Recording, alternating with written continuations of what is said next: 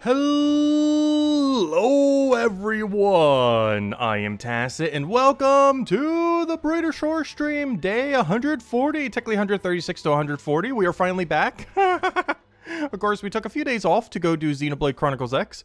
I thought initially that it would take us a week. I was originally going to do a little bit of Brighter Shores every single day, but I figured we'd just go and, instead of just doing like a 1 hour stream, we just come back after we finished out the game.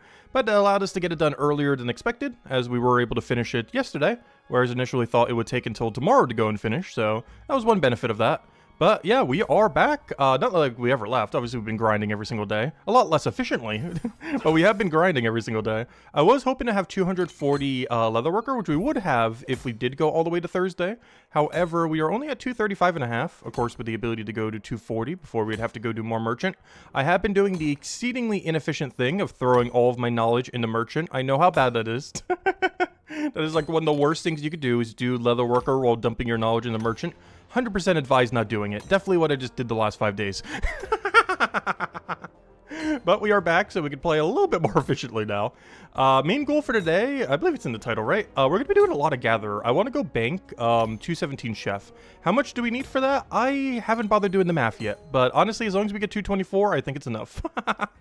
So the goal is to start working towards 224 there and go from there. Oh yeah, I ended up changing out my layout a little bit. Let me go change this real quick because I can't quite see chat that much. But anyways, hello, yeah, hello Isabel, hello. Okay, let me go change this because this is set up for what we were doing earlier. And this is very much not a good setup for what we're doing now. 1 second, wait, one moment. How do I make this bigger? I want to move this like out, no.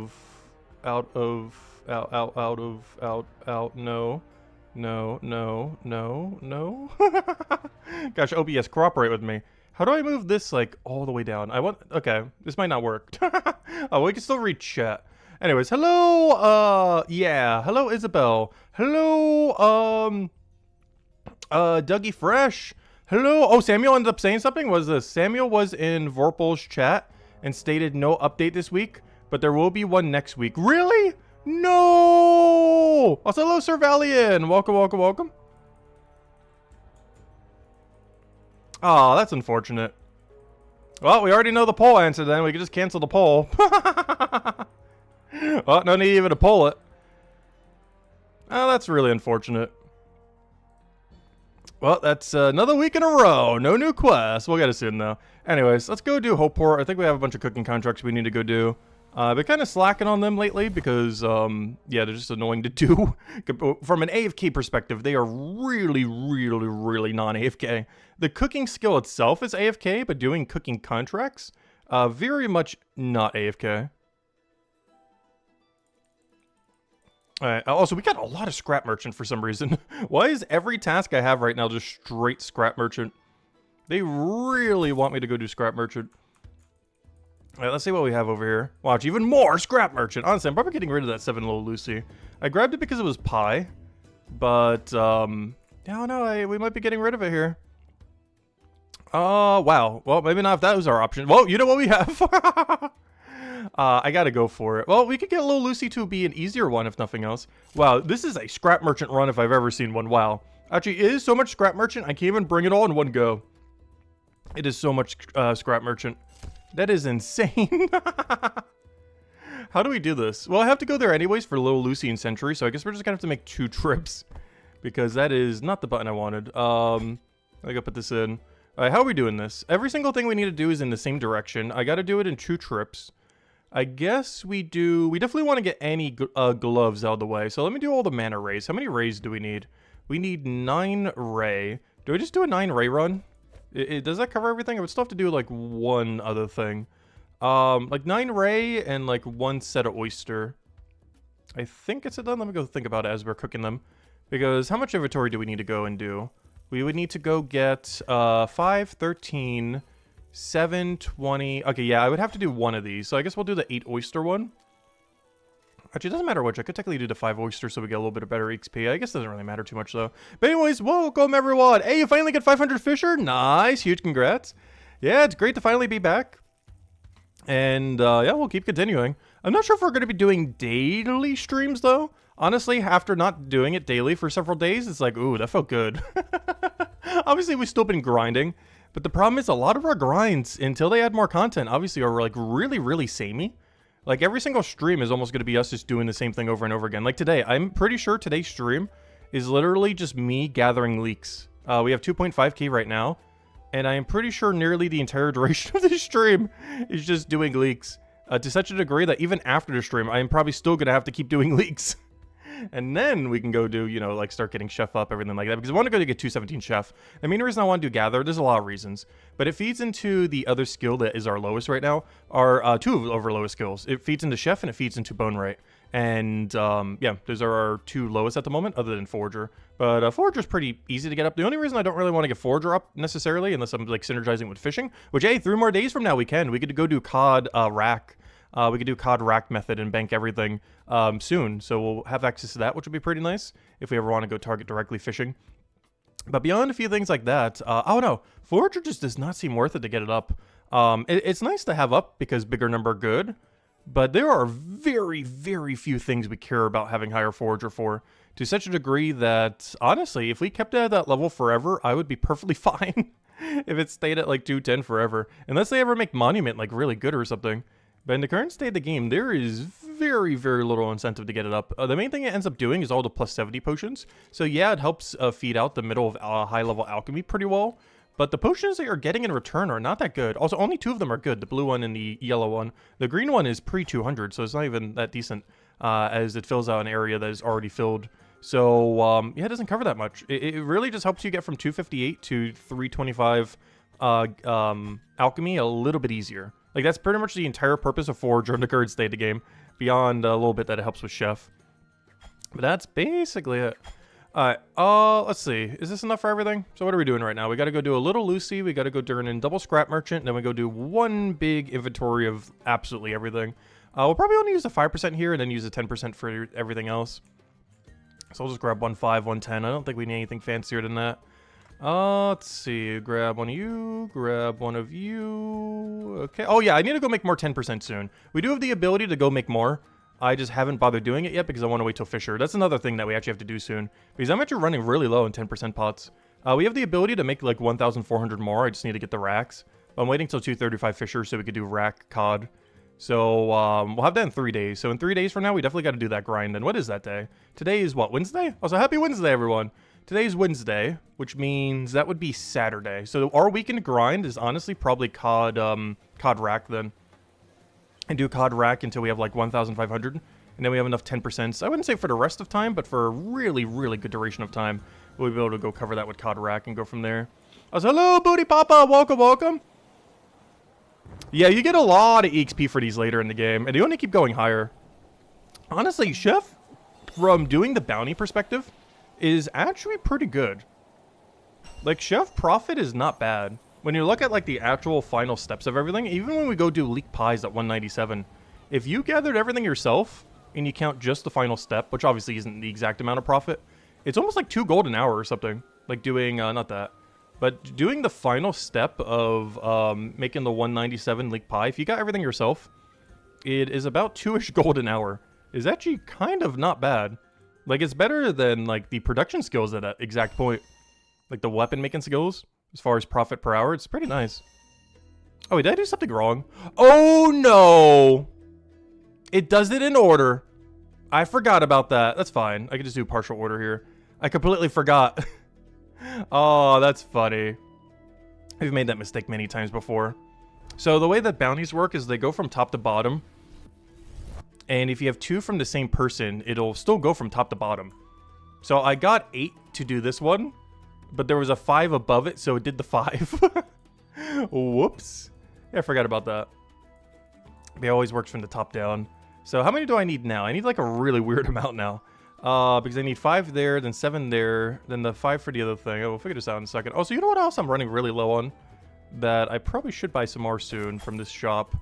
I'm actually running really low on the lobster. At level 217, we're not going to need it anymore, which is why I'm not too worried about getting more.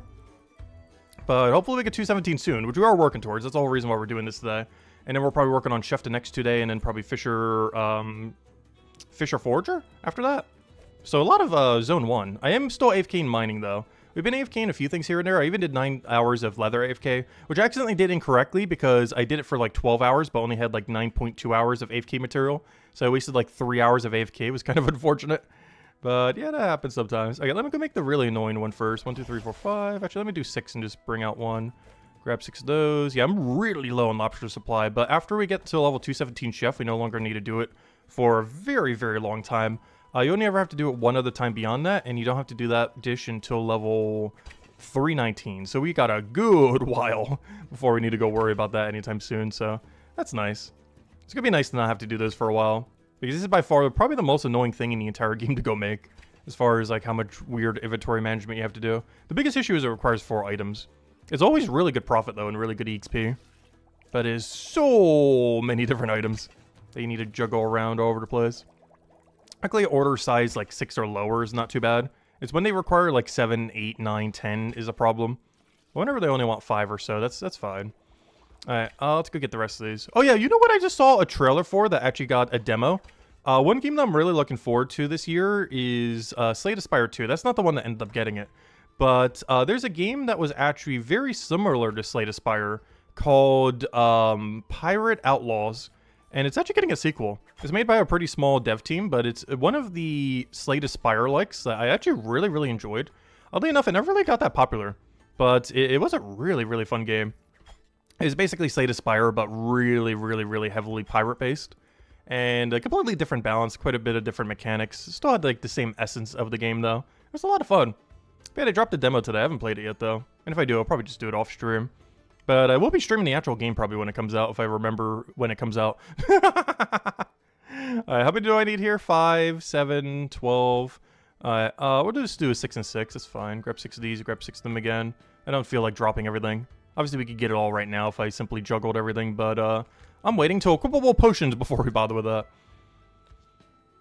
Not PC right now. Are you still sitting well in the total ranks? Oh yeah, I think we're still at 15 right now. They've definitely gotten more of a lead on me because I've been slacking. They are both currently 37 levels above me because our XP rates have not been that good. But even the person below me is a little bit higher too. Because before they were like about 50 below me, but now it's only like 40 something. And these were only like 10 or 20 above me, but now they're like 37. But yeah, we haven't changed rank at all. But we've also been getting very, very, very little progress. I believe Unbi's been playing a lot less recently too. Because I've actually been catching up on Unbi. Like, it was, like, less than 50. Like, the amount of grind we've been doing, which is barely any, is still outpacing however much Unbi is playing right now. He's definitely playing way, way, way less compared to before. Like, we can actually pass him probably in the next week or two. Assuming he keeps up at that rate. But I generally don't care about leaderboard position too much. It's fun to look at, see the numbers go over the place. But if we drop to, like, rank 30, I wouldn't really mind at all. As long as we're still getting all the goals we need to get done. Because right now, it's basically just waiting on Content Simulator as far as the current state of Brighter Shores.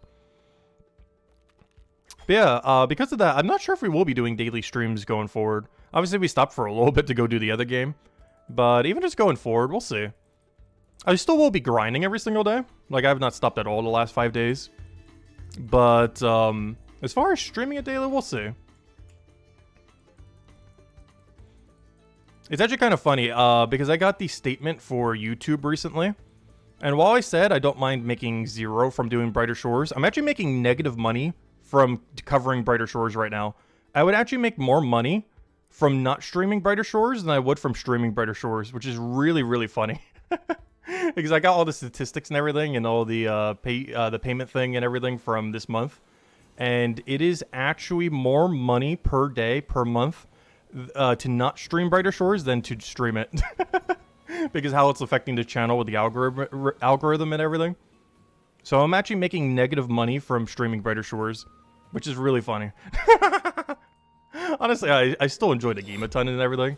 But given that a lot of our grinds are getting, really, really repetitive, I am actually making literal negative money from streaming the game right now. Not 0, but negative. Like worse than 0. Which I find really, really funny. And I still enjoy the game a lot, though. We'll still be playing it always, but I do believe we'll be cutting back on streams a little bit and just doing when we do, like, bigger stuff, for the most part.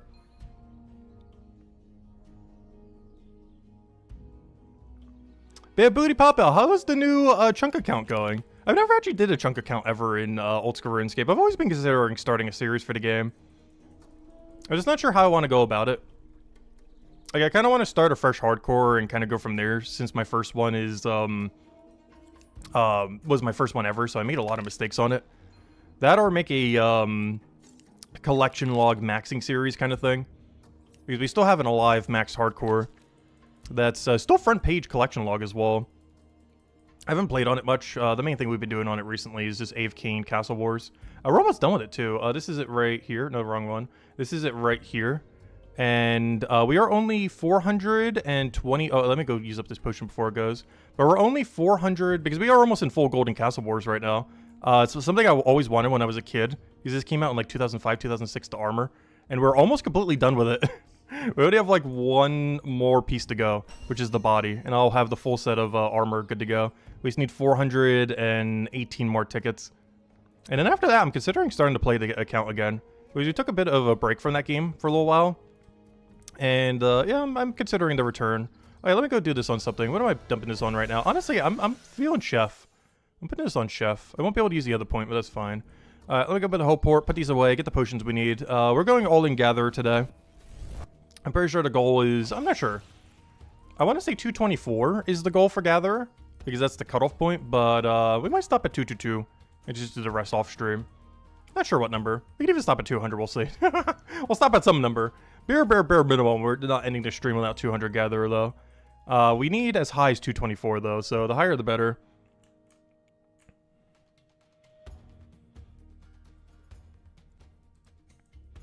Alright, let's go put all this away. Grab everything in here. Oh, what do we need? What do we need? Oh, wow, I actually need every last potion I have. We're really low on these right now. Alright, there we go.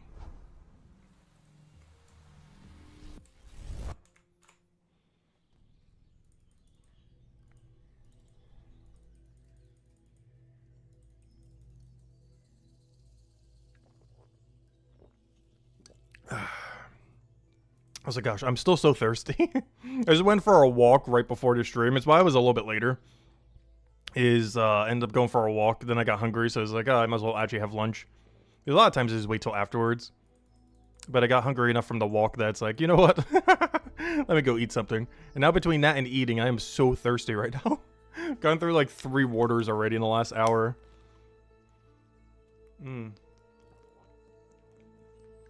Hey, Rockstat's here. Looks like he's doing woodcutting right now, though. Oh, we're here for the leaks. Put that there, put that there, put that there, put that there.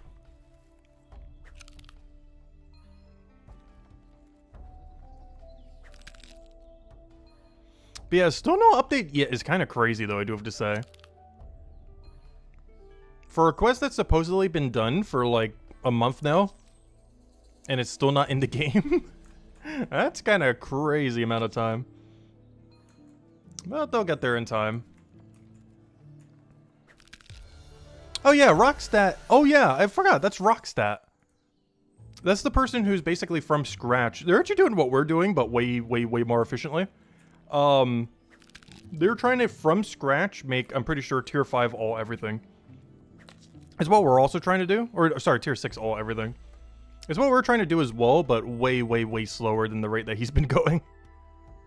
But, yeah, he's from scratch, going to be likely making every single piece of gear in the entire game. Or at least that seems like what he's doing based on his distribution. Seems very likely that's what he's going for. We were technically R2, but, you know, just a bit slower. We're definitely not, like, as Mind of a Tubin focused as, you know, like Red Bean or Rockstat are. But, yeah, we are still going down that, like, pure from-scratch angle for it. At least haven't gained nearly as many levels towards it.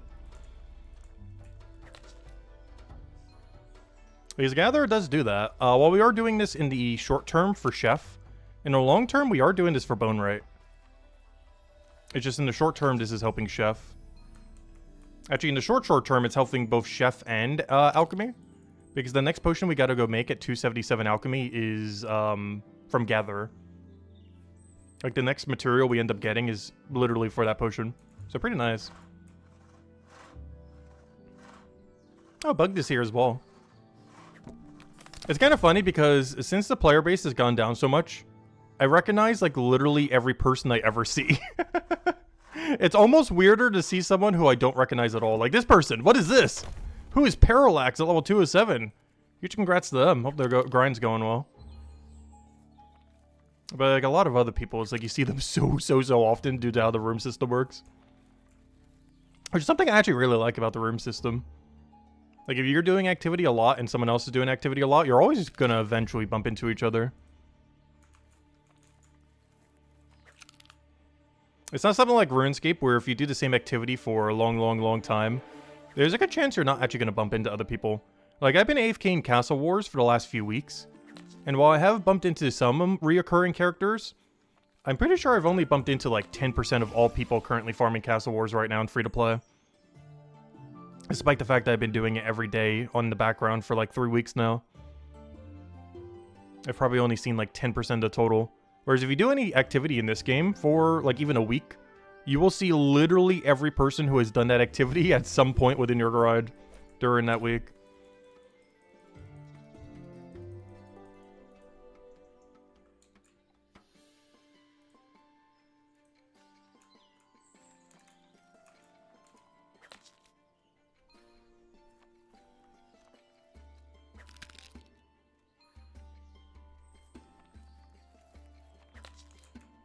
Hey, what other things did we get done while we were away? So, of course, our Fissure level has gotten pretty high. Fissure is probably going to be our next main focus. Mostly because I want the racks. So we are going to be doing COD rack.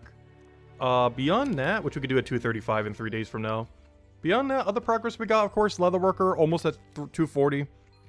Well, I did end up banking every single one, by the way.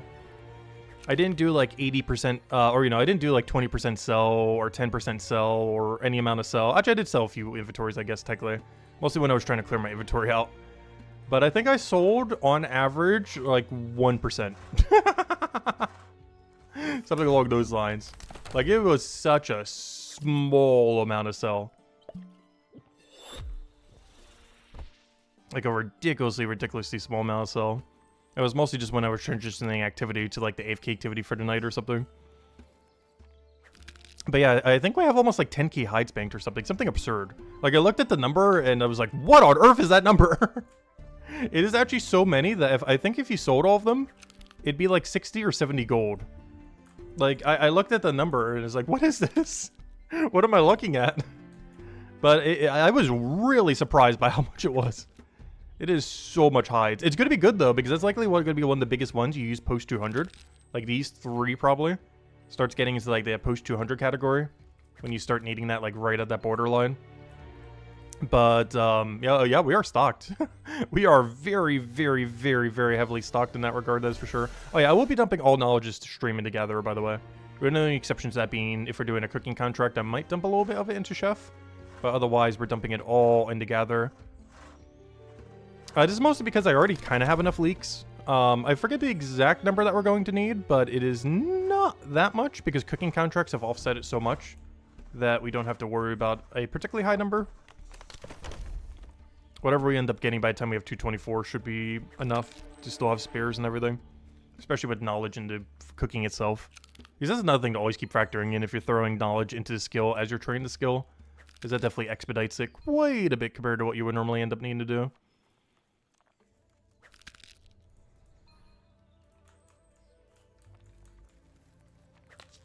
Also, Booty Pop, I didn't even see that what you mentioned. You end up rolling your third chunk already? Nice. It's kind of funny the chunks that you did end up getting, though. I remember when I was a kid, I used to do bandit camp so often. Making pizzas there was so much fun. And it's funny that your second chunk was Dark Tower. Because I used to pick up the Chaos Rune spawn there. I think there are still bots in free-to-play to this day that end up doing it, which is kind of funny. But it was actually a decent way of getting Chaos Runes back in the day. The Chaos Rune spawn there. Wasn't the greatest, but I believe it drops like 5 or 7 at a time or something. Like, it drops more than 1. I forget the exact number, though. So you could basically just train your magic for free there. And there was actually a time where I trained 33 magic off of just the Dark Tower. Like, literally just in there off the rune spawns on the ground. Tranging all the way to Telegrab for Dragon Slayer 1. But that's something that Brighter Shores needs a little bit more of. Like, there's kind of, like, weird grinds they end up doing that still feel worth it. Like, as far as, I don't know, I'm not sure how to describe it. But there isn't as much coherency a lot of times when it comes to a lot of the grinds. Like, there's a lot of synergy with them. Like, right now, we're doing Forager to go do Chef, to go do Gather, to go do Bone Right, to go do weapon making, to go do combat. Like, there's a lot of synergy there. But it doesn't feel like you're making as much direct progress to them a lot of times, just because of every single milestone they have to do is just so far away from each other at this point in the game. Again, earlier in the game, pre-200, it wasn't as bad. But post-200, every gap between your milestones are so far away that you don't feel the impact of anything that you do in the short term until, like, literal weeks later. Like, actual weeks.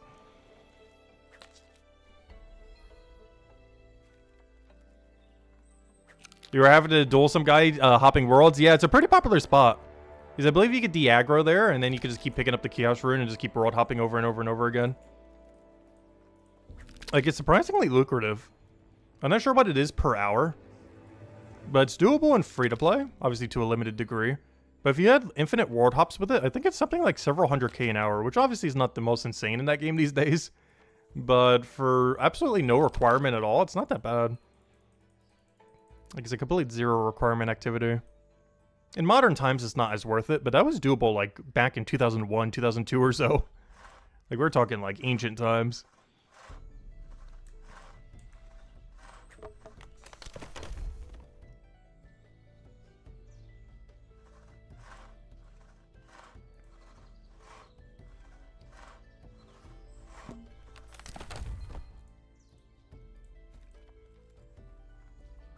Interesting, starting from that one. Wait, is he doing woodcutting or leek woodcutting? Because now he's doing leeks. He's doing everything. Because I could have sworn he was going for all trees, but no, he's actually doing leek woodcutting. You know, basically exactly what we're doing. Which I wonder if he's at the same range. What is his range at right now? Compare. Oh! Oh, that's interesting. He's doing what we're doing, but one tier above. He's doing the 305 U tree, or 310, whatever it is. And like the 320 leek, or whatever it is. Yeah, he's doing the 320 leek with like the 310U. So he's doing what we're doing, but one tier above. Oh, that's fancy. Wow, he's that far. Wow, Rockstar has been grinding. Like, it's hard to tell because his total level is a little bit lower, but I wouldn't be surprised if he's actually top 5 most played person in the game right now. It's hard to tell based on his level because he's going for a lot of slower grinds compared to some other people. But that's actually pretty solid. What's even crazier about his total level is there's so many pre-200s he still hasn't cashed in yet too, which is even more insane. The weirder one is, I'm surprised he hasn't done Chef. I'm really surprised that he wouldn't be doing, like, the hourly of Chef. Wait, he has no merchant or leatherworker either? Wait, that's even crazier. Wait. Is Rockstar, like, rank 1 in the game right now? I didn't even notice that. Oh, that is crazy amount of EXP he can get at any point. Whenever he feels like it, he can go up, like, 1,000 levels. In, like, a month. Probably even less than that. Or, you know, less time than that. I didn't even notice that. That is crazy, crazy, crazy.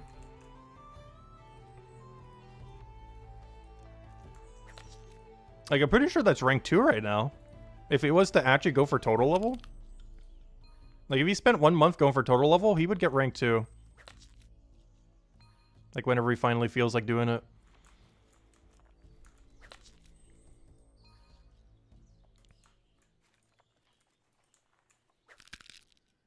It seems like he's focusing mostly on be able to make max gear from scratch, though.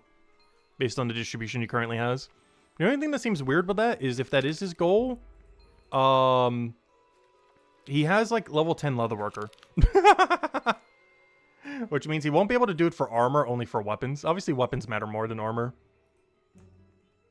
But that would only be applicable for weapons then.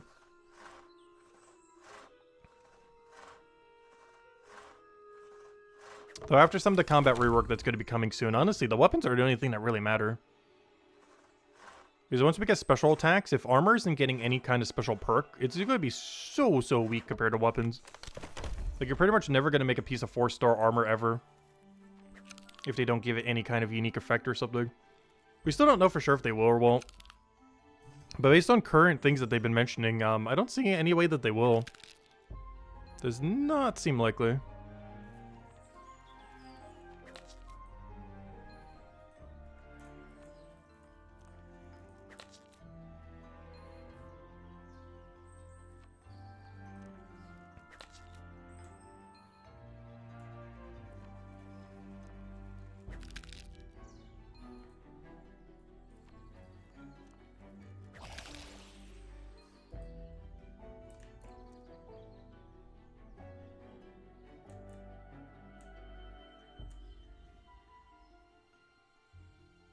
Yeah, I was gonna say earlier to stream before Dougie ended up mentioning that that Samuel ended up mentioning that we're not getting the patch until next week, even though he said at one point that we'll get it before the end of the month.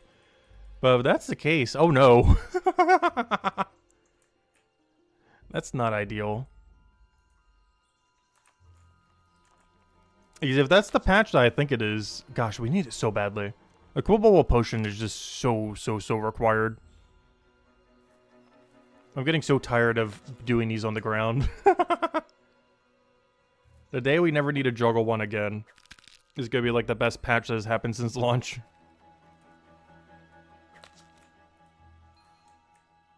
I would say the actual best patch so far since launch has been Cubable Action and the way that respawns work now. Like the respawn rework as well as the Cubable Action in the same day. Where we got like a double really good patch. As Cubable Action made a lot of things way more AFK. And, what's the other one? Oh yeah, and the different respawns makes quite a bit more methods doable than what was before. It also increases the XP rate of quite a few methods, giving options that weren't originally doable.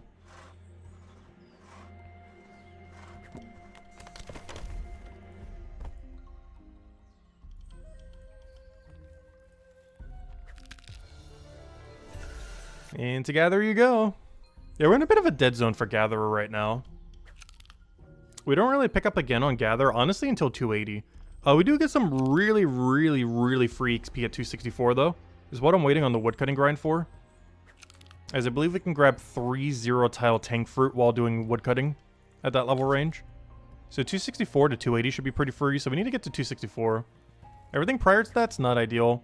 Clover I need, but not that much XP per hour. Ramhorn is decent XP if you drop everything, but I don't want to drop everything. And Thistle is good XP, but similarly, if you don't drop it, it's so far from a bank, but I actually need the material, so I probably will be banking it. I'm still not sure how I'm going to be handling Thistle, personally. I want to bank every single one so badly. However, the XP rate of banking compared to not banking is so high, the difference between the two. I'm not sure how we're going to go about it. Every single one I don't bank I have to go buy, though. I forget how much it costs from the shop. It's not cheap.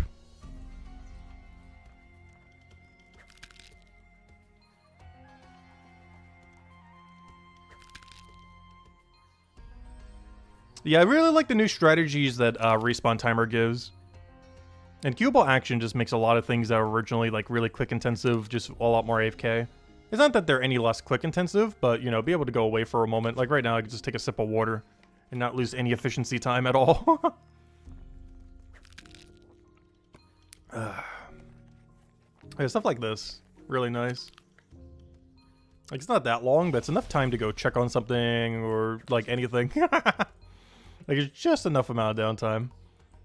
Where it's still the same amount of clicks, still the same amount of effort, but you have some downtime between everything.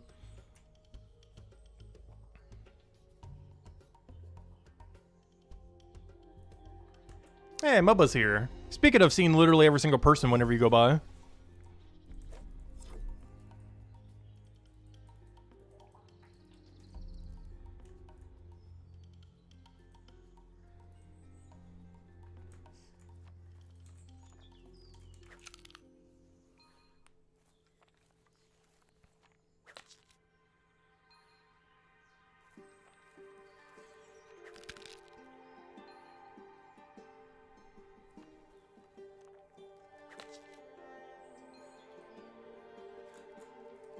But yeah, that is something we do need to go start doing a little bit more for Brighter Shores, though. I've been slacking a lot when it comes to efficiency lately. Because there's still a lot of milestones I want to go hit. But I don't know, if we start doing old school RuneScape again next week, I don't know, efficiency might still be at that lower state. We just have to try choosing things that are really good synergy for it.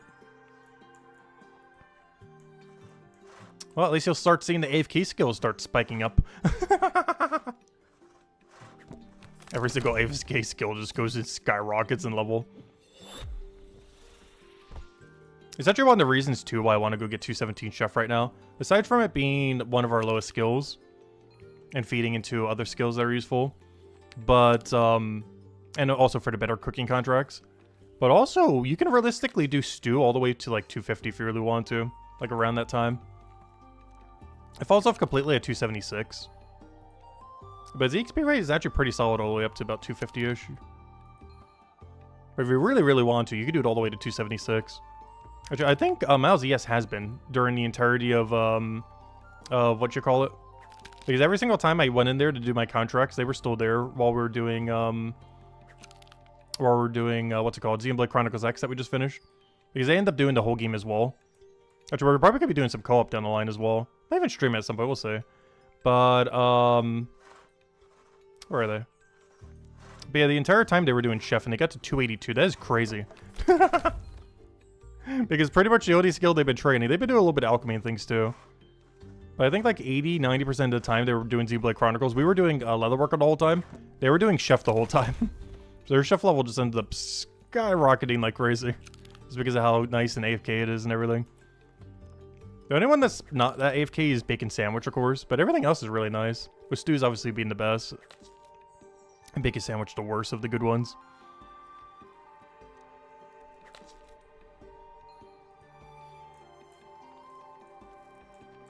Which reminds me, how many leek pies do I end up needing to make at the higher range?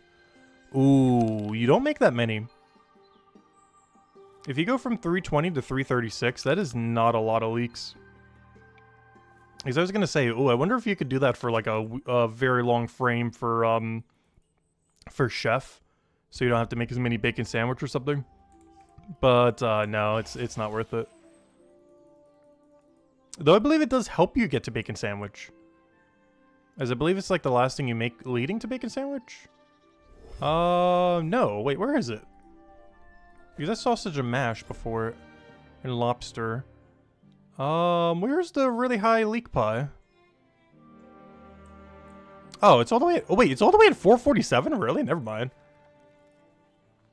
Wow, that's a gap and a half. I never realized it was that far. You're trying to tell me the 320 leek is used for 447 Chef? There's such a gap between the other two. Like, this is a 208 used for 197. That's an 11 level difference. The other one is like 150 level difference. I never noticed that till now. Yeah, that's a bit of a distance. Never paid attention to that. It's actually kind of crazy.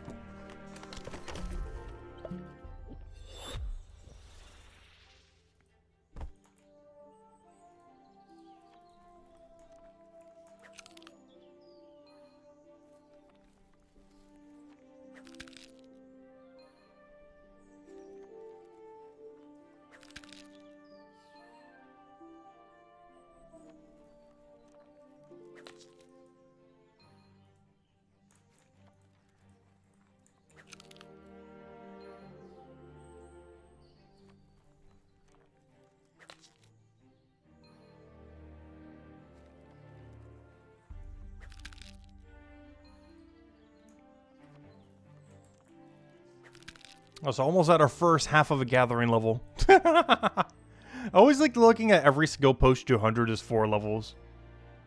Like still doing the 4 level divide that you have at, you know, like pre-200. Hello, Sonny. Welcome, welcome. Thanks for the like. Greatly appreciated. That's something we'll be starting tomorrow as well. The whole Guild War thing for Gems of War. They finally got the new format tomorrow. Maybe I'll be streaming that every single day like we used to back in the day. They stopped doing it for like a year and a half. But it's finally back. It feels weird that it starts on a Thursday, though. Throughout the history of it, it's always started on like a Tuesday or a Friday. Or sorry, only on a Tuesday. It never started on a Friday. But it always started on like a Tuesday. There's other events that start at that time. It feels really weird that it starts on a Thursday tomorrow. Right smack in the middle of the week.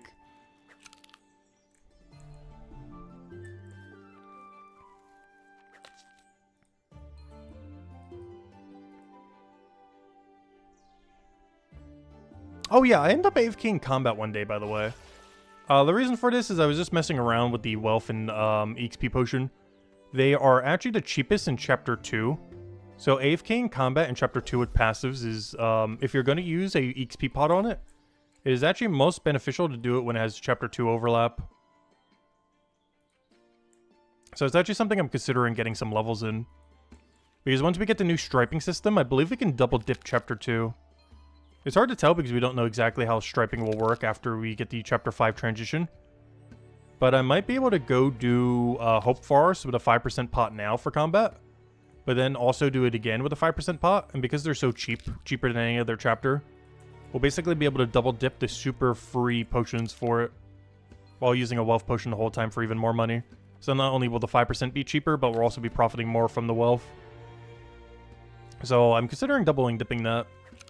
We could do it all the way up to 931 in the current state of the game. Of course, the big downside of that is that's like 50 levels that we could have in any other skill that isn't combat. But the upside to that is when we do start doing combat again, we'll be quite a bit of a higher level. And of course, also we get the cheapest possible 5% pots in the game for any zone. And how the striping will likely work, we should be able to double dip it.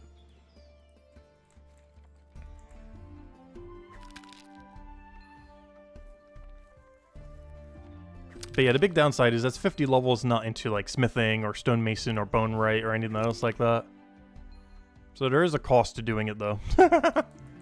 Even though it's really good between how much money you make and the free extra 5% XP basically. But it does come at the opportunity cost of not doing that onto, you know, like a production skill or mining or anything else. I am currently doing on mining, by the way. Trying to AFK mining to 278 so we can start getting the better XP method. Am I going to stream tonight for Gems of War? No. There's nothing going on tonight for the game, is there? I don't think so. I was maybe going to cover a video on defending. But, I don't know. I feel like it was already kind of covered in the Monday video. There's not too much to really go over with defend teams. And there's too many teams to go over every single one. Is one of the issues I've always had when it came to Guild Wars in that game. Is going over every single possible defend team is just so many teams. In the current state of the game, if I was to show 2 for every single spot, I think it's over 100 teams you would have to show. That video would literally be, even if I spent like 1 minute per team, that video would be over an hour and a half long.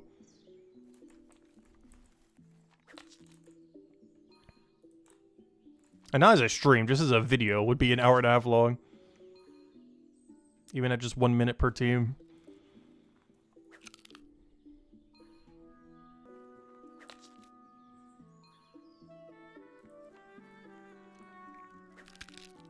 Yeah, you do have to make sure you set up your defend before Guild War starts, though. Actually, that reminds me, how much of my guild has ended up sending their defend teams? Because last I checked, we still needed 9 more. I saw a lot of people didn't have their set. Let me go check real quick. Let's see. Let me put this over here. Oh, yeah, it's going to make noise, isn't it? It's going to make some noise. The Gems of War music will start any second now. It's probably pretty low, though. Grab Tribute real quick while we're here. Hourly free loot. Okay, what did I come here for? I came here for... Well, first let me go do my leaks. Oh yeah, I came here to double check if my guild has actually set all the things. Not sure how I'm checking though, but I guess since we're here. 1, 2, 3, 4. Okay, we need 4 more to get max bonus. We need to start pestering everyone. Let's see, has Lester set his yet? I wonder. I need to go DM him on... no, he did. I mean, not Lester, I mean Tyrion. Yeah, he did. Alright, hopefully the rest get in. I think we were missing a person, so we need, like, 5 more people to fill in the last 3. The only problem is I don't know the Discord of everyone who's missing it, though.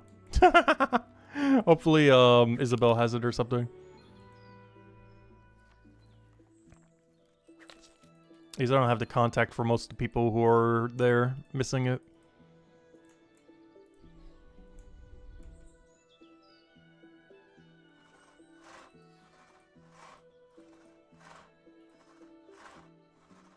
Yeah, you need 25 people participating. But we were down 1 person because they came in midway through the week.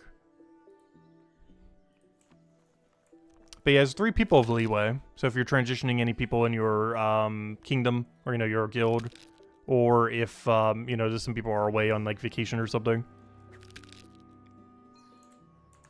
But yeah, it's 3-person leeway.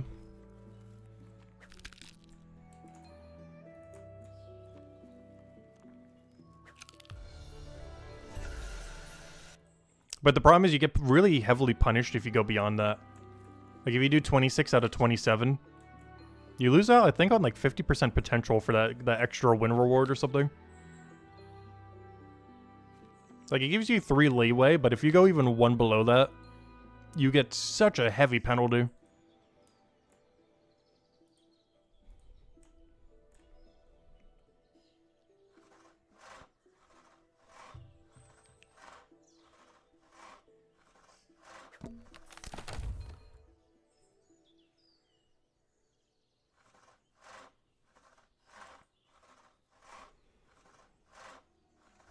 I almost forgot about that. I wonder if I'll get a woodcutting level during all this grind. Probably not.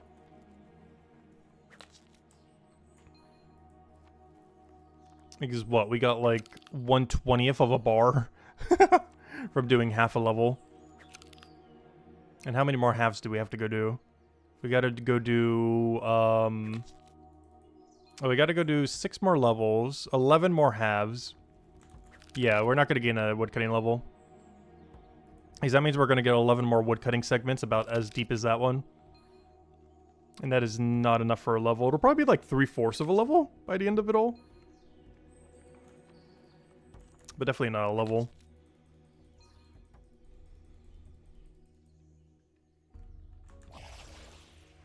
Also, I just realized, is Rockslot not banking? I never noticed that till just now. I thought he would be, given how high his other stuff is. Wait, what's his carpentry level? Or maybe he is and I just don't notice when he is. Because I would expect him, given his distribution of levels, to be banking everything. Because it's not like he's making money from merchant. Because he has level, like, 40 merchant. It's not like he's doing a moneymaker to go offset it.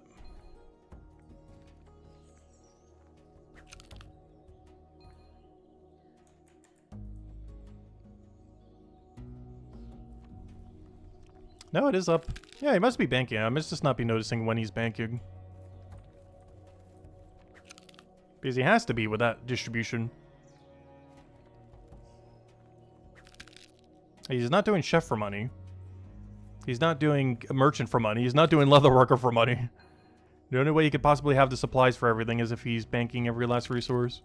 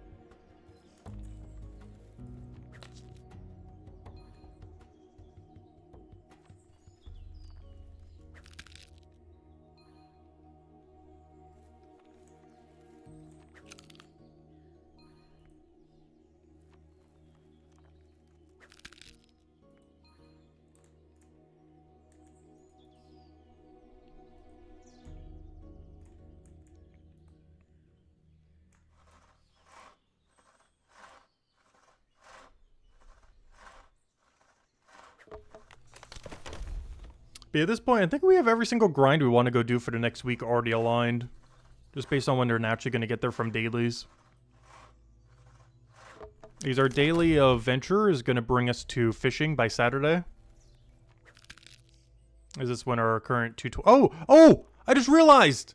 How could I have forgotten? You know what I didn't do the last few days? I have a 5% oyster bonus I haven't been utilizing. Oh no! Good thing I remembered. Wait. I forgot to buy the oyster cage a couple days ago. Oh no! I forgot to get it when we got 231. Oh, I gotta make sure I go do that when we go do the thing in like 4 hours and 15 minutes. I completely forgot like the last 4 days to go get our free 5% bonus. Oh no! That's a lot of extra XP. But yeah, I completely forgot about that when we were doing all the other stuff last few days. Whoops. But yeah, that gets to 335. Then we do that. Then our daily AFK of mining AFK. We can then start doing that immediately after. And by then, hopefully, new quest and a Equipable Potion is out by then. Because that would likely be by about Monday, Tuesday or so.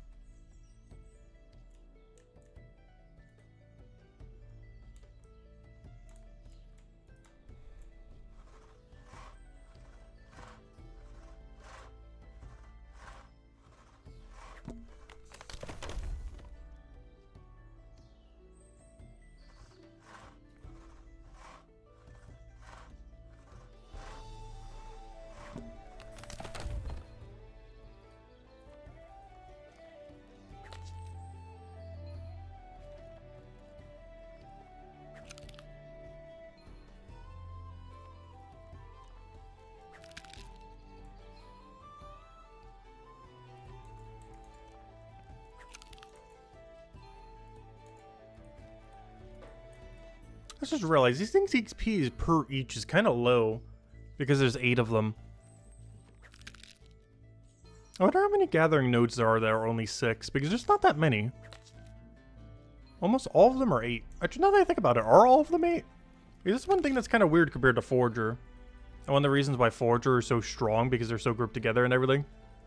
But a lot of Forager are set up in groups of 6 and are scaled accordingly based on them being groups of 6. But a good number of Forager is, a good amount of Gatherers all grouped into 8s. Which you get way less XP for per each, compared to if you only had 6 nodes. It's one of the reasons why these trees are actually still pretty good to go take. Because they're a 6 node instead of an 8 node. It's one of the other reasons why rocks for mining can be so good if you're just doing a drive-by on them. Compared to ores.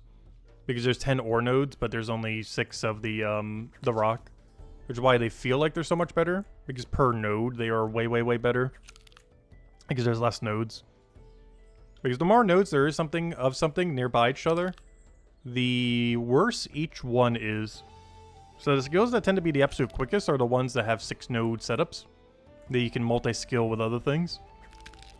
As per action, they have the best XP drops for them, as well as generally best knowledge rate as well.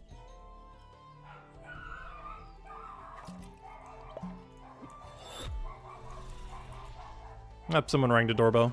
I think it's a package.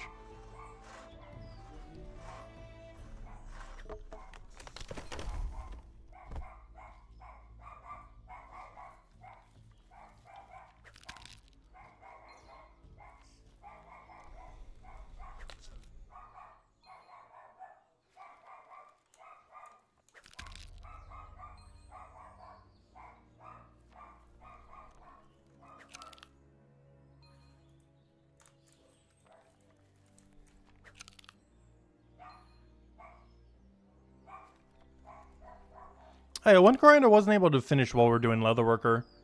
At 248, we could actually do the AFK for Leatherworker. I mean, for Merchant. Is that worth doing? Kind of. Not. However, I kind of almost want to do it some. Just in case we get brick and tiles at some point. As I do want to be within striking distance of brick and tile. For the inevitable brick and tile. We won't be able to do tiles, but I can do perfect brick at 253. Let's just start stocking up on Chapter 5 material. Is that worth doing compared to Fishing Venture? Probably not. But, we might. We'll see. Depends if we have another Venture slot by then or not. If we do, it's 100% going to be the one we do. For the 24-hour synergy. Because I would assume they're going to be 24 hours, similar to the other Merchant one. So you'd have the perfect 24-hour synergy with both of them that you could end up utilizing together then.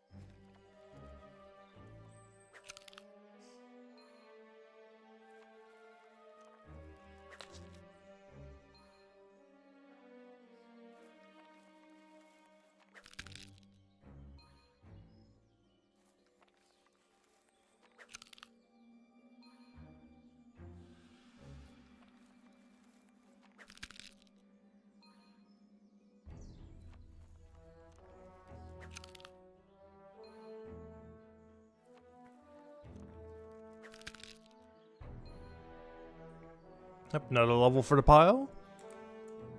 Still almost at our first level. And by level, I mean knowledge point, I mean.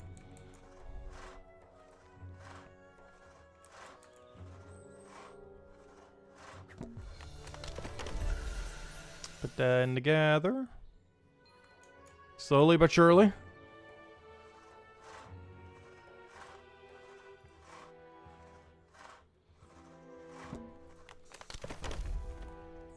By the end of this, we should have about 6,000 leaks. Roughly. Which should get us most of the XP we need.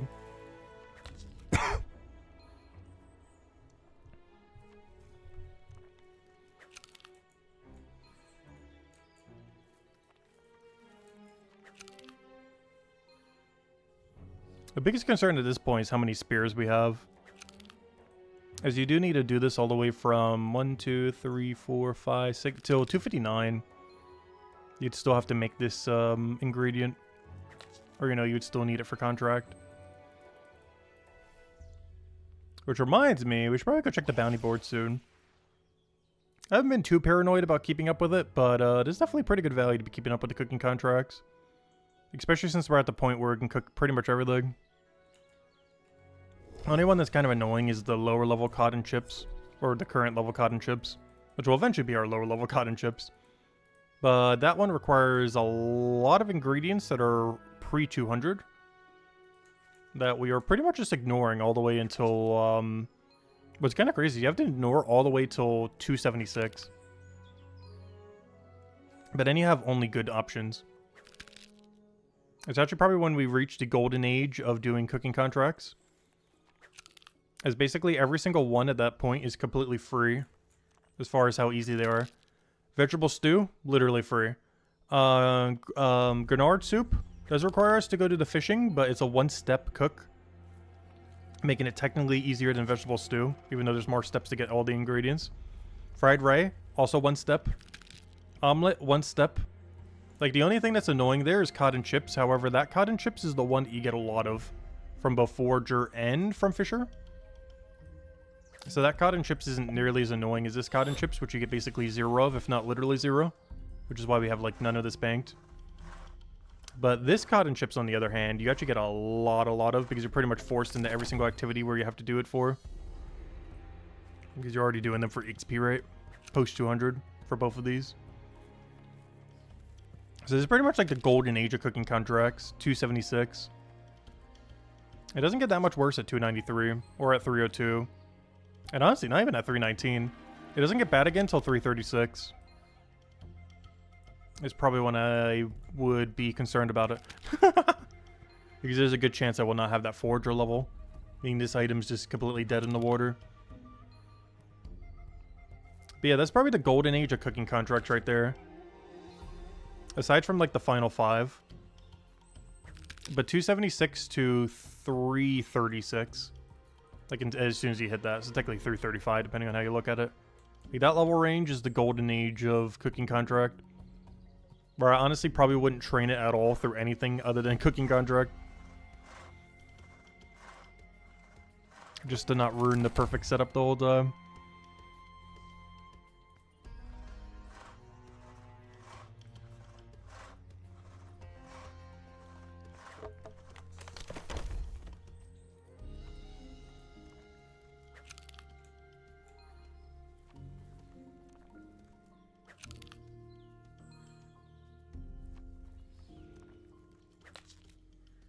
It is one thing that would be kind of awkward if they ever did add to in the future.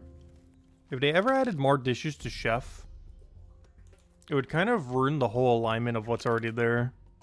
As far as how cooking contracts work, because they take your 5 most recent ones. So right now we have cottage chips all the way to lobster. Which means as soon as I get veggie stew, we no longer need to do lobster anymore down there. But if they ever added more, it would ruin some of the perfect synergies that are already there. It's one of the few skills where getting more content could actually be worse than not getting any content at all. Depending on how they go about it. Like, obviously dishes should do something beyond what they do right now. But as far as, like, training the skill, it's one of those skills where adding new methods could actually make XP rates worse rather than better. Whereas pretty much anything else that you ever add a new method to, you know, it would generally be an improvement. That's one of the few exceptions where it could actually lower your rates from adding new content, even if the new content is good.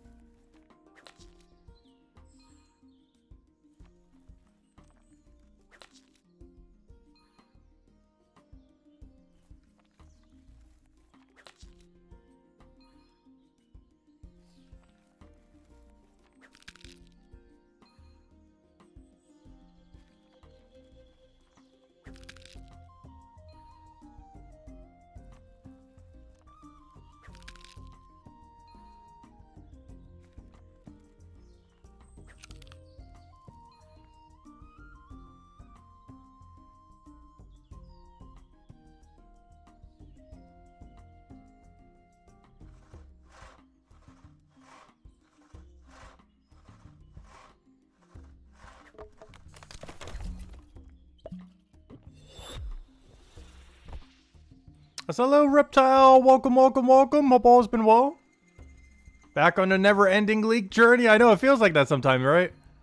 I'm hoping to finish it today, or pretty much finish it today. That is the goal. Is to try to finish out 224 Gather. Not sure if we're streaming all of 224 Gather today. But by the end of today, going into tomorrow, I want to have it done. What we're going for is our stream goal. I don't really know. Bare minimum 220 for sure.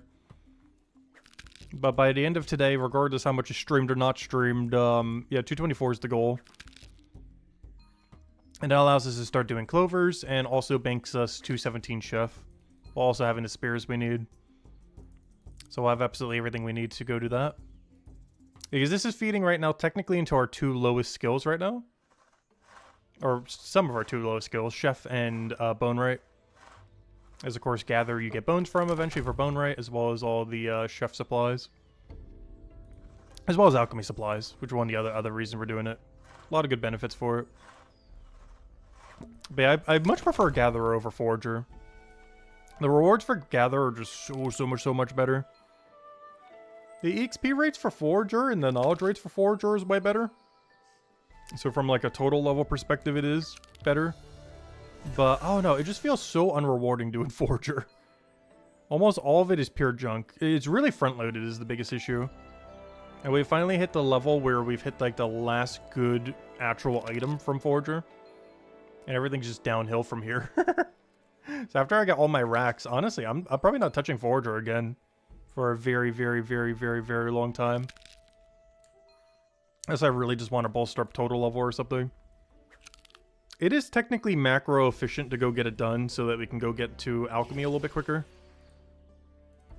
As there's about 75 alchemy levels that are way easier if you've already done like 400 something Forager. But that requires doing almost like a month of just Forager. Like, I'm not even exaggerating. Like, an actual full month of nothing but Forager routing. In order to make it so you can do, like, 75 levels of alchemy better. Is, like, the only reward you get from it. Which just does not feel worth it. Like, ultra macro efficiently, it is worth it. But from a, like, spending 1 month doing nothing perspective, not really as much. Even though it is macro efficient for leveling everything. It just does not seem worth it for how little it ends up assisting with alchemy. Not to mention, the plus 70 boost potions don't really even do much in the current state of the game. At least not until we get bossing and everything like that.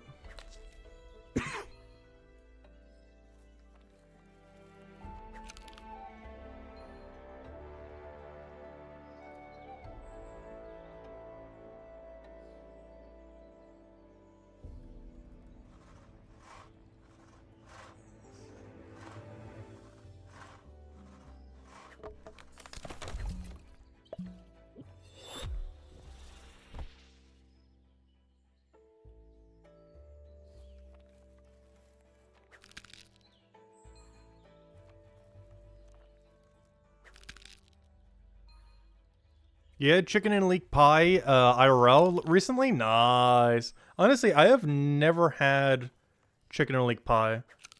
Honestly, I'm not even sure if I've had a leek, now that I think about it. I've had things that are leek adjacent.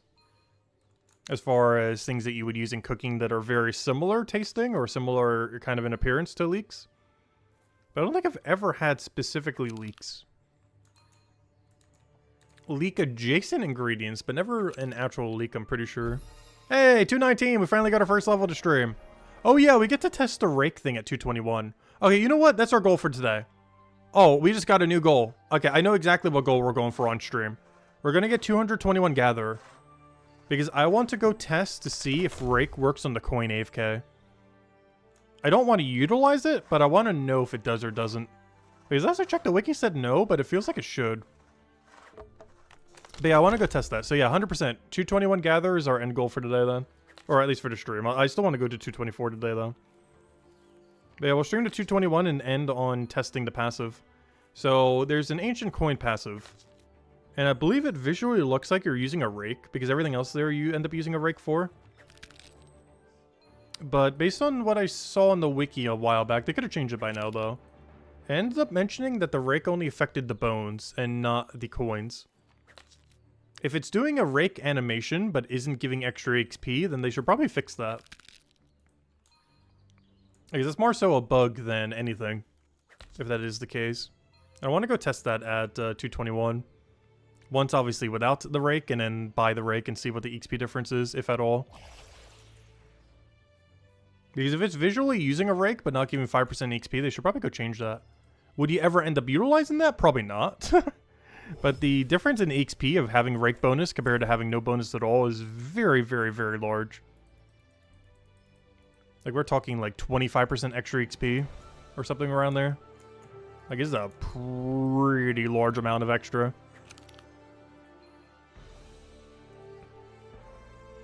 So yeah, you'd be getting 20% extra XP. Well, at least at this range. But even if you only had the tool and no a chance, it would still be 10%. Yeah, 25 would be 20% then. Like, that's not a small amount. That's pretty hefty. Like, 1 free hour of AFK every 5 hours. And that's stacked with AFK potions as well, of course. Like, that's on top of if you use, like, a 5% potion or something. And 5% potions are pretty free for Hope Forest. Out of all of the rebalancing for alchemy, Hope Forest AFK potions are by far the absolute cheapest now. They were mostly used on combat and carpentry in this area. But you could use it for woodcutting and gather as well. Gather a little bit less so because there's very few where you can get a tool upgrade for. Whereas woodcutting can be upgraded for every activity. And carpenter, while having no upgrade, is just an annoying skill to train. So doing on that's not that big, that bad. Because that is one of the reasons I stopped at 224. I am actually considering doing the passive to 233. I'm also considering for woodcutting doing the passive from 225 to 242. Actually, not all the way to 242. I would stop at 234. So 225 to 234, actually. Just to do the rest of the way to Bramble. And then we do Hickory from 210 to, well, technically 208. All the way till 225. The main reason I'm waiting on that is we're waiting on the Gatherer level, which we were mentioning earlier, because we need the Tank Fruit to be 264. We're not going to have that anytime soon, but it is something that we kind of require before we can go do that grind. Like, it's not required, but the amount of free XP is so high. Like, we'd basically be getting almost the XP rate of doing the leaks right now while doing Hickory trees. It would actually be insane. Like, how much better it would be. Like, it is nearly the XP we're getting for picking up all 8 of these leaks while doing the full amount of Hickory trees with almost no downtime. It's basically the inverse that we're doing now.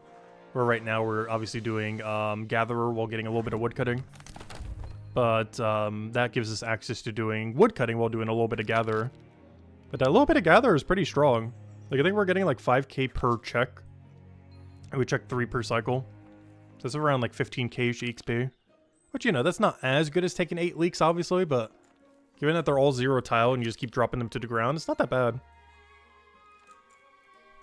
It's a lot of extra XP to be getting. To put that in perspective, I'm only getting about 8k extra XP for doing the 2 woodcutting trees. Like, when we do both of them, they're 4k each, 8k per set. Whereas per set on the other thing is closer to 15k. Maybe even like 16, 70k. I'm not sure exactly what their XP drop is. But it should be around 5,000-ish, give or take a little.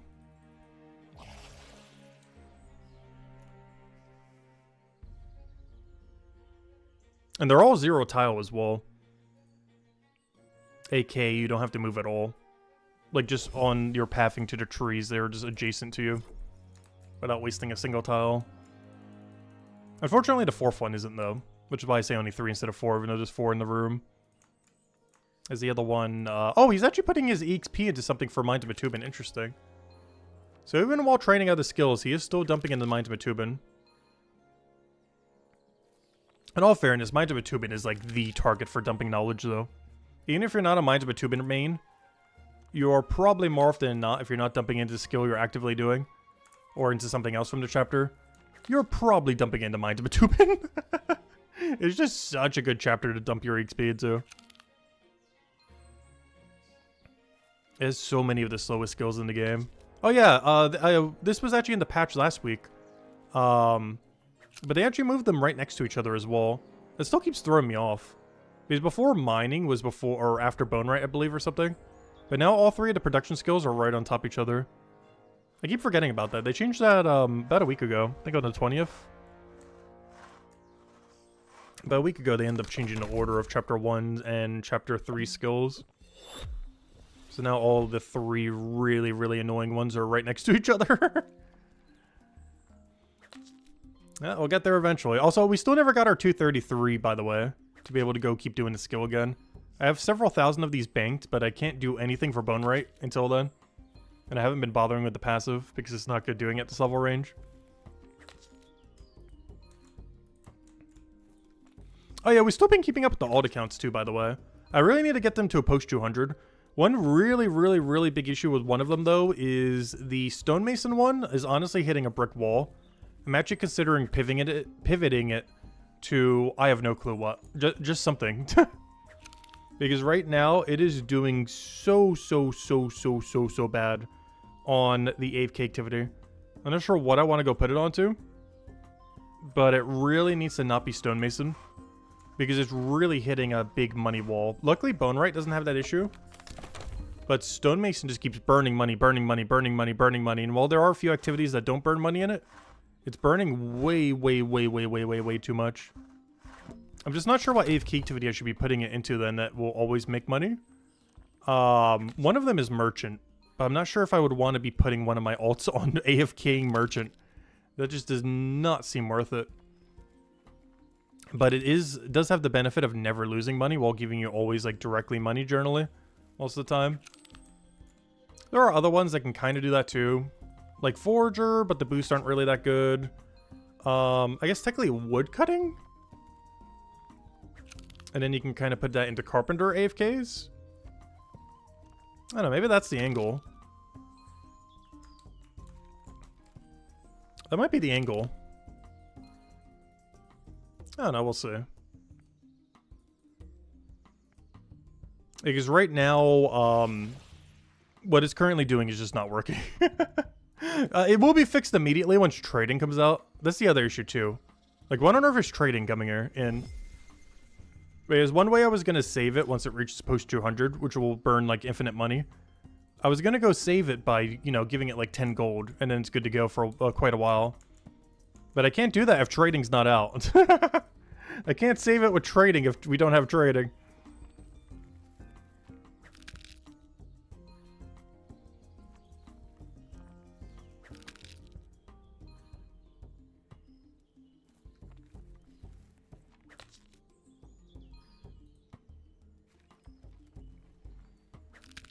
But I need to find some kind of short-term thing for it to start working on. And I really don't know what that is.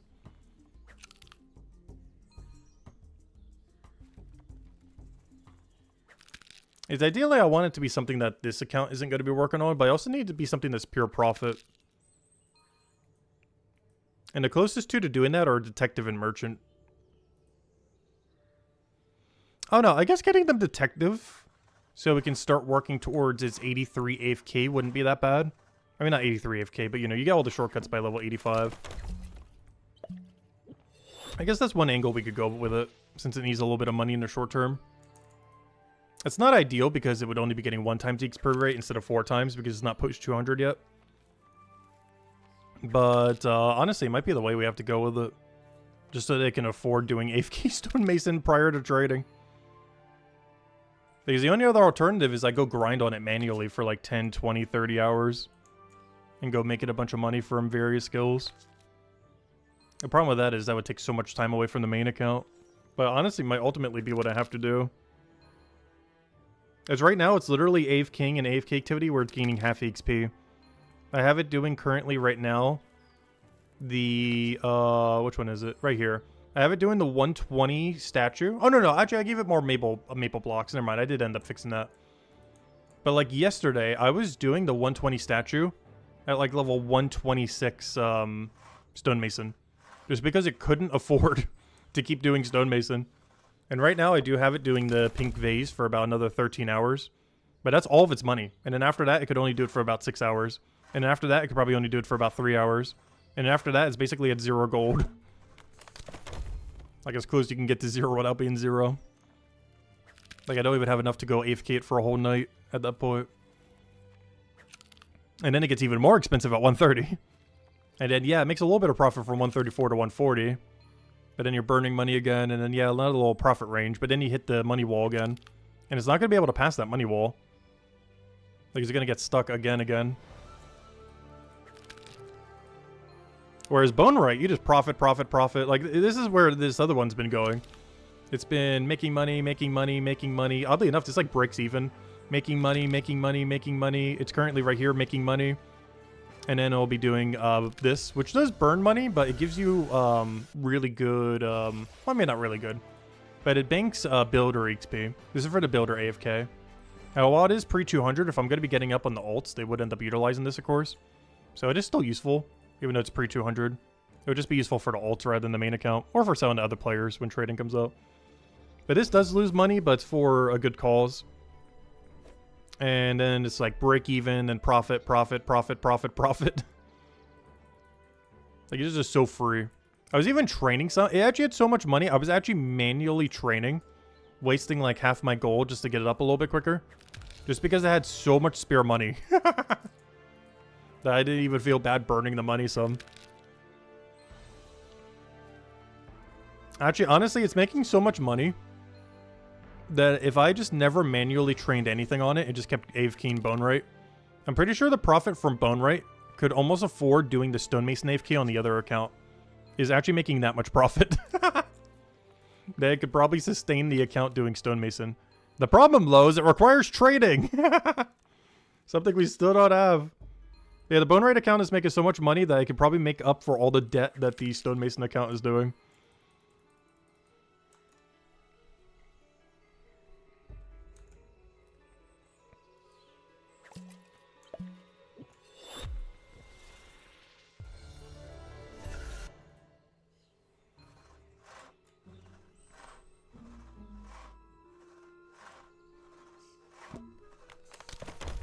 I do really want to start getting those accounts a little bit more operational than they are right now, though. There's two really big goals I want to do on them in the near future. That sometime soon I might go out of my way to power grind.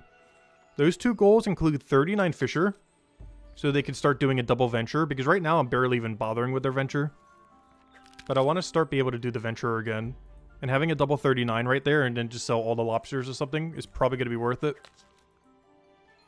And then, the other thing I want to get operational on them, of course, is a post 200 skill. So 200 Bone Right for the Guardian and 200 Stonemason for the other. I really want to start getting that online. As right now, they're basically getting 4 times less XP for every second they spend pre-200.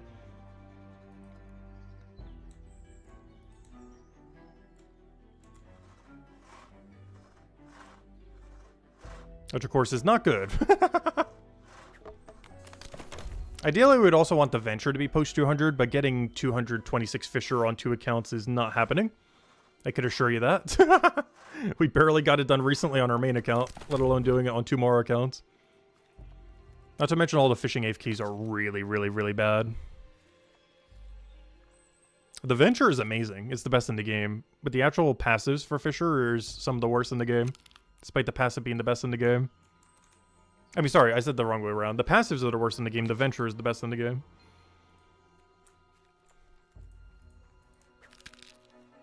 And that's one of the reasons why that Bone Right account is so loaded. Is Bone Right, out of any production skill in the entire game, has the best set of AFK activities. There's not a single other skill in the game that is production related that has a better setup than the AFKs for Bone Right. As every single other one generally is either burn money always, like smithing. You just burn money down the line and never not burn money. Or it mostly burns money. Like things like Carpenter or Stonemason, where you do have some small ranges, or even Leatherwork or stuff like that. Like you have some small ranges, like where we're at right now, where you don't burn money, but then it's just burn, not burn, not burn, so on and so forth. But Bone Right's the only one that pretty much breaks even or profits the entire time down the line. There are, of course, other skills that do it, but it's the only production skill in the game that's currently like that. I'm curious to see how Builder will be in that regard. Like its ratio of burn to not burn. Because we know it's going to be utilizing cement, which is technically a burn, but if you're doing it with the Bone Right, it's technically a profit. But, I don't know. I'll have to see how all of them are. Because I have a feeling Builder will be a bit of an in-between. It probably won't be as good as Bone Rate AFKing. But it'll probably be a little bit better than some of the ratios like Stonemason or Carpenter or Leatherworker. Like, it's probably going to be a nice in-between between the two. Where it's going to be worse than Bone Rate, but better than, like, most of the other production skills. Or at least I hope it will be somewhere around there. So that should be worthwhile. But there's a good chance they're just going to scale it like Carpentry, Leatherworker, Stonemason, all those. Which, if they do, is not ideal. Like, it's not the worst way it could be scaled, but it's how most of them are scaled. Which, if you're not getting the material yourself, you're burning money most of the time. Heavy Woodcutter and Carpentry, both 200 passive, is really nice. You switch back and forth. Yeah, that actually would be pretty cool, having both of them up. I was mentioning that earlier on making profit on the alt. Because that's another route, if not just doing Merchant or Detective, is doing Woodcutter Carpenter. The benefit of doing Woodcutter Carpenter being, you never lose money. Because your Woodcutter supplies your Carpenter. And you just sell the Carpentry supplies. There might be some little holes where you are going to need to buy some amount of Carpentry supplies, but with all the profit you're getting, you're going to have way more than enough to sustain it if you're doing both.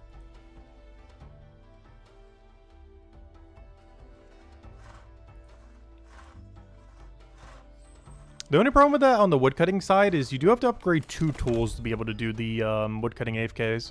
At least there are a tool upgrade, if nothing else. You have to upgrade both your hatchet and your lopper.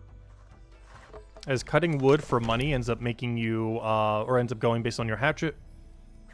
And doing anything that ends up giving you... Also, did I grab the potion? Okay, I did. It's just hiding there. And doing anything with the carpentry supplies that you get require the loppers.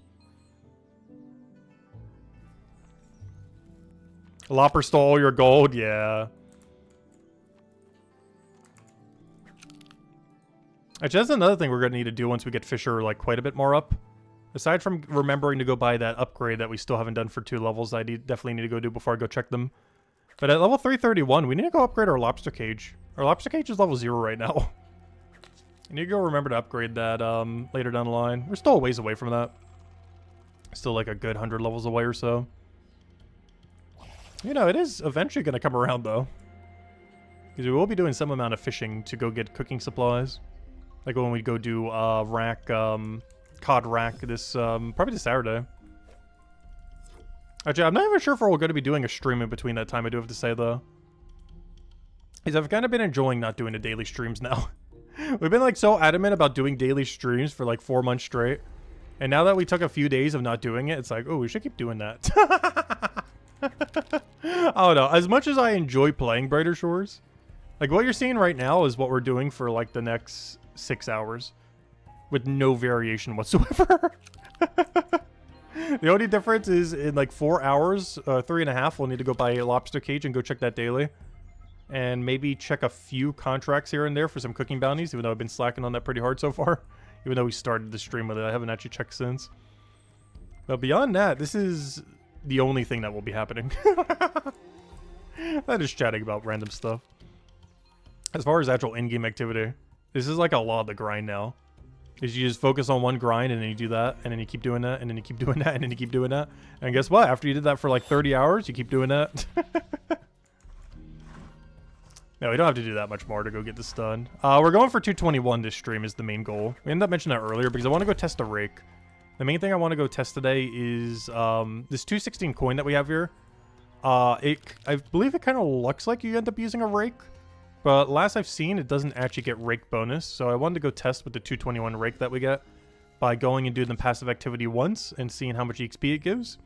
And then trying it with the better rake to see if it actually improves it or not. But we'll find out. Also, I just realized you don't get the other sickle upgrade until 454. Is that the deepest tool upgrade of any skill? Because I believe that is. Wow, is that deep? Why is that so deep? Like, this fishing rod is at, like, 363. The pickaxe, I think, is at, like, 341. Wow, I never realized how deep sickle is. That's kind of bad. Like, it makes sense to some degree, because that's when you get, like, the next really, really, really good one. Like, to go use sickle on. But it's more so a problem with Gather than anything. They use Sickle so little. Next thing we'll need on is the Soul at 248. But beyond that, you don't use it again until pretty much you need that Sickle. Like at level 400 something. Which is why it's all the way at 400 something. It's still kind of crazy though.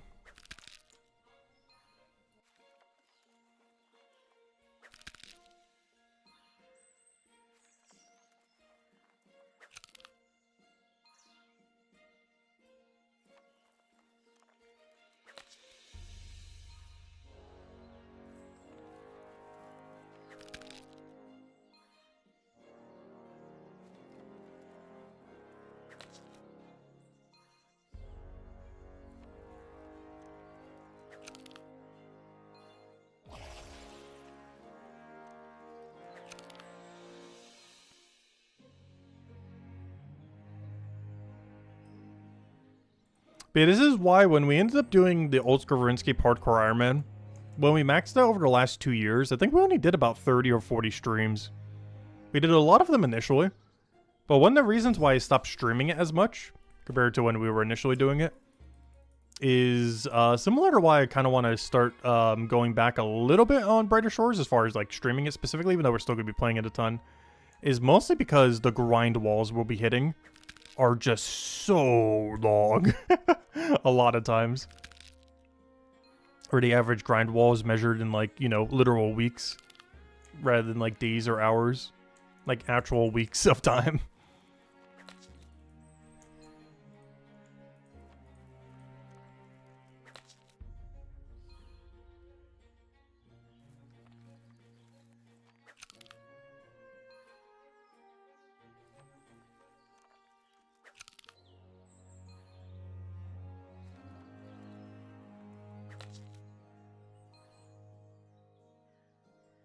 One time that probably will pick up a lot, though, is after we get special attacks.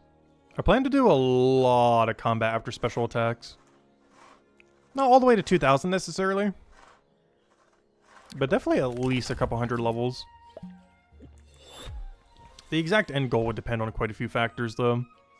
Bare minimum 1,000, though.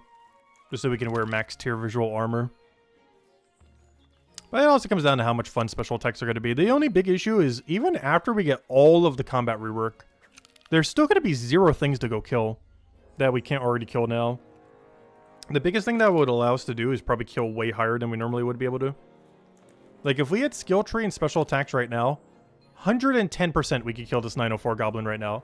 I have no doubt at all we could kill this 904 goblin if we had both special attacks and skill tree right now. Even if it's not as broken as it feels like it's going to be, we easily could still take out that 904 goblin. Whereas right now, we wouldn't even think about even killing this 888 right now. But if we had skill tree and special attacks, 100% we could take out that 904. Bear might be a little bit sketchier, just because this one's a lot easier to cheese comparatively to the bear. Who knows, maybe we could even take the bear. But bare minimum, we could take out the goblin. Whereas right now, we could actually still die to the Viper at 880. Like, we're at 880, and we could still die to the Viper at 880. Whereas after skill tree and special attacks, 100% we could take out the goblin, maybe even take out the bear.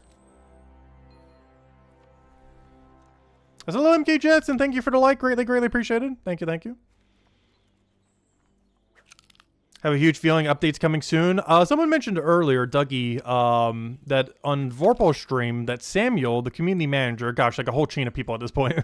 But long story short, we do have intel that the next quest is not going to be coming in this month, but it should be next week. Though they've said that for like 2 weeks in a row now. But yeah, we should be getting the new quest next week. And supposedly it has, quote, the best reward of any quest so far. End quote. Assumably it's the equipable potion quest. We don't know for sure if it is. We just know it's supposedly the best reward so far. But I was put like 90% chance that's equipable potion. As well as whatever other few perks it might do. Who knows, maybe even auto-potting would be so nice. If we're going to add a bunch of quality of life. Because that's what they did when they did cubable action. Because they didn't just do cubable action, they also fixed respawn timers and everything at the same time. So I'm curious if they do add a equipable potion, if they're going to do auto-potting at the same time. Where you have the option to auto-redrink. without having like a weird delay every single 2 minutes. Of course, that would come at the cost of you constantly consuming the potion every 2 minutes. But of course, you could always just disable it.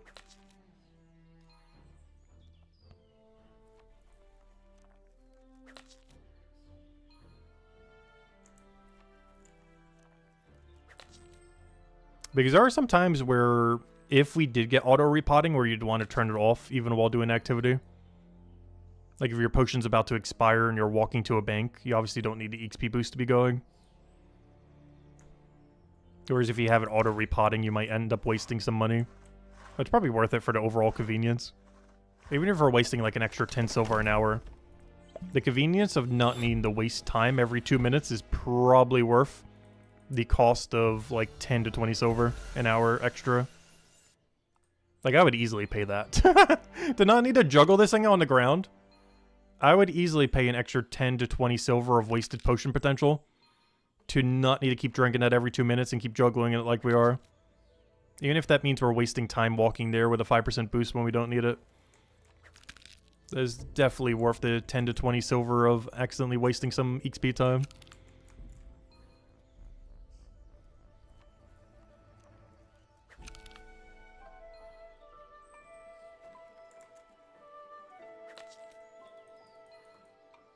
But we'll have to wait and see.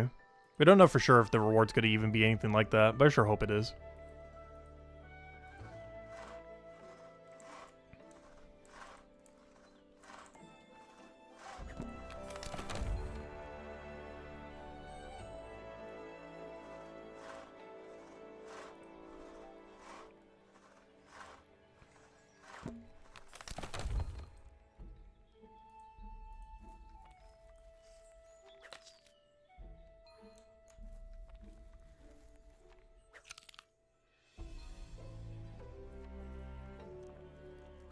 After this trip, we got about a level and a half to go.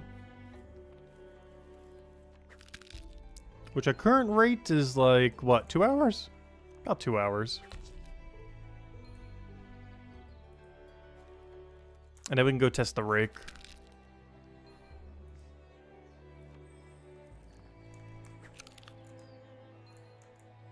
I just realized this time keeps moving down, doesn't it? We had this as early as like 3 o'clock. But it keeps shifting down because obviously I don't do it like immediately every time. Oh, did I forget to grab a leak? Whoops. Oh, we'll go with 23. Wait, did I forget to grab it in the final room or something? Where did I forget to grab one? Oh, we missed one somewheres during all that. I was wondering why the respawn felt weird in that one room. I must have forgotten to grab the last spawn or something.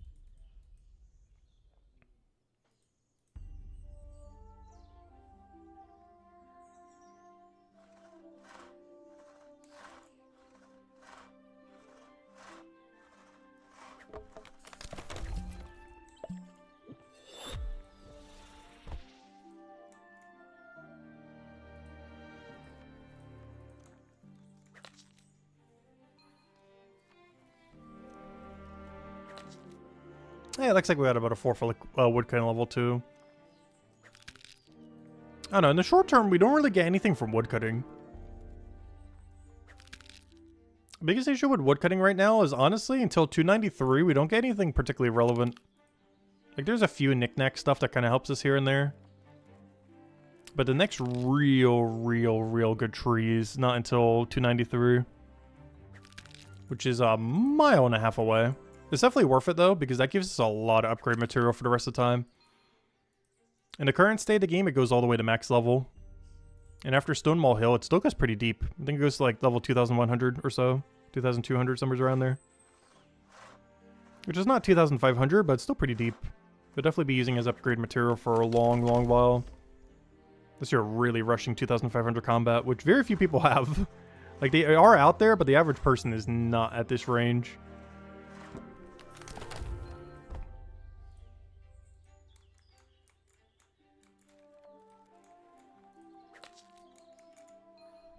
It's still something crazy to think about. There's not even 3 people at 2,000 yet. Oh, Detective Santa's actually really high on combat. I never realized that. Oh, Patricio is too. Wait, Patricio went really combat heavy? I never noticed that. He must have done a lot of detective. Let me see, what's his detective level? Alright, just not that high. It's about how much we did before the update. Interesting. Man, I never realized he went that heavy into combat.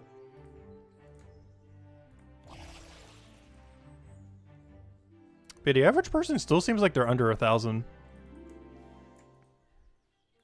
1,000 is definitely like the bare minimum you're going to want to have for combat in the future. Definitely bare minimum 800. But going into Stonewall Hill, you probably do want to have about 1,000 combat. Is with the skill tree and everything else, that's when you get all of the better XP rate and everything.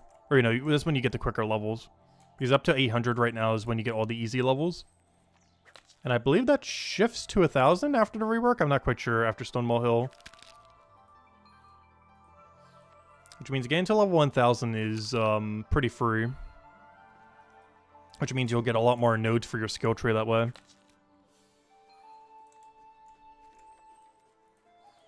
Unless they're just keeping it at 800 threshold. They might be even after Stonewall Hill. Regardless, you want to get at least 800 combat for sure. Before they go do skill trees. If you currently do not have 800 combat, highly advised to have 800 combat before skill trees come out. Whenever they come out in the next month or two.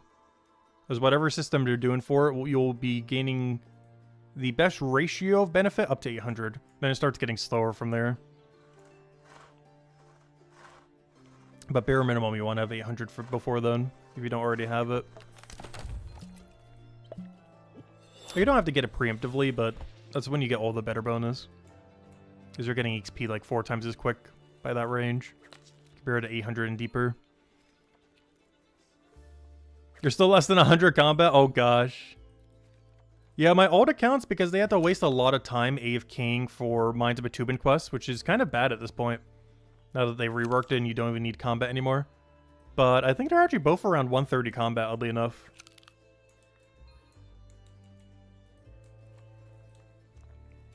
The problem is AFKing combat all the way up takes forever and a half. Like, it's really not worth doing. Like, after 800, it's fine to go do. But pre-800, doing the passives for combat is really bad. With the new rework state of the game. You have to do it 4 times as long, maybe eventually 5 times as long, to be able to do it properly. Whereas by that time, you could already have a level 500 skill. Like, you could literally have any 500 quicker than 800 combat when it comes to AFKing on an ult.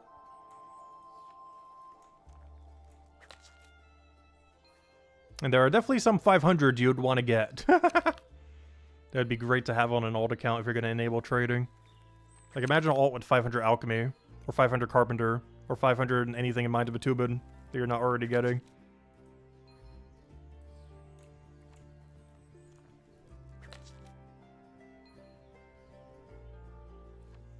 Like, you can get that 500 quicker than you would get 800 combat doing AFK. Which does mean at some point, technically, I do have to manually train both my 2 alts to level 800 combat. You know how long that's going to take? Even after skill tree and everything, I'm pretty sure the best we're going to get is like 4 to 5 levels an hour. Which at 4 levels an hour, let's say it's 4 per hour because I'm not going to be dumping knowledge or anything like that into it. Let's say it comes out to like 4 levels an hour. At absolute like peak efficiency, best in slot weapons, 3 spec weapons, everything like that. But at that point, because we could just send it from, you know, the main or something else. But even with that, that would still take like 200 hours. Not even counting for the time to go accumulate the weapons. I probably wouldn't make that many for them, but you know, you would still need to upgrade like every 10, 20-ish levels or so. It's still really important. Maybe 30 if you really want to stretch it.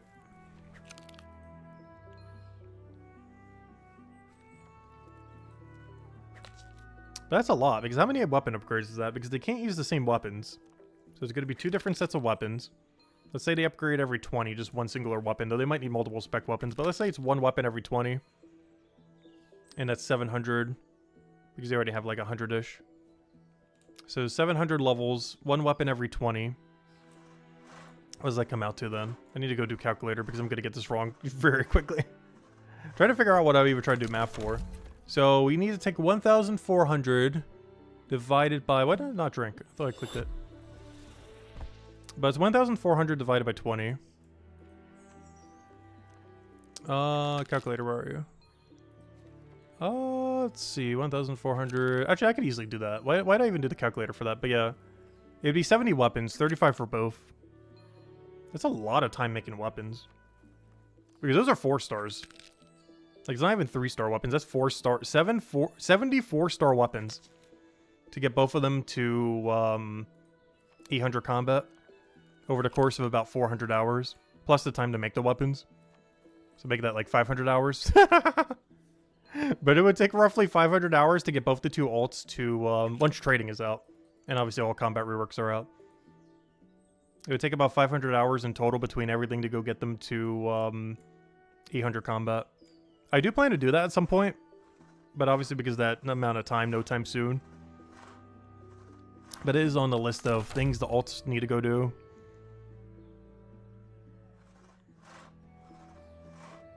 It's one of the other reasons why they're getting the production skills up as well. Aside from filling the holes of my main account that is likely not going to be 500ing both of them anytime soon. Smithing probably. The other 2 not so much. I do want to get them up, but not like that high up. But because I'm probably stopping at around like 250, 300-ish for them. Like I want to get to tier 5 crafting for them. But tier 6 I'm probably going to do exclusively on the alts. Because I don't really plan the 500 all anytime soon for them.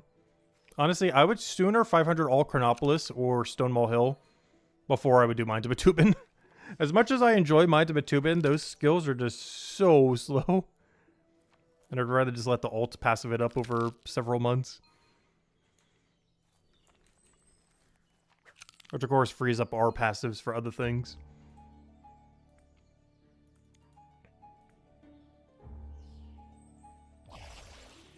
But it is eventually the master plan for them. Like the Hammer Mage having, you know, 500 Stonemason, 800 combat. Ideally all quests completed. Like that kind of range of skills. Like full quest completion, 800 combat so we could do basic combat whenever we want to go use it. And 500 crafting to be able to build any weapon it would ever need for the rest of the time.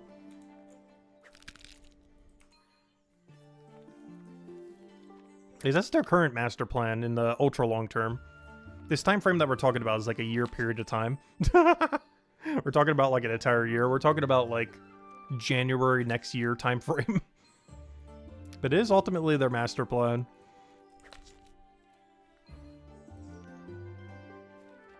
Is 800 combat or 1,000 combat depending on what Stonewall Hill does that. 500 production skill, you know, the one corresponding to their class. And every quest completed. Those are 3 big milestones to go do. And probably, of course, start working on a second 500 as well once they get their first one. I still haven't decided what that would be. I have been considering the alchemy carpentry route, though. Where the bone right does, oddly enough, probably alchemy. Which is going to be a little bit awkward. I was originally going to do it the other way around. However, you burn more money doing alchemy than you do carpentry. Even though they both do burn money.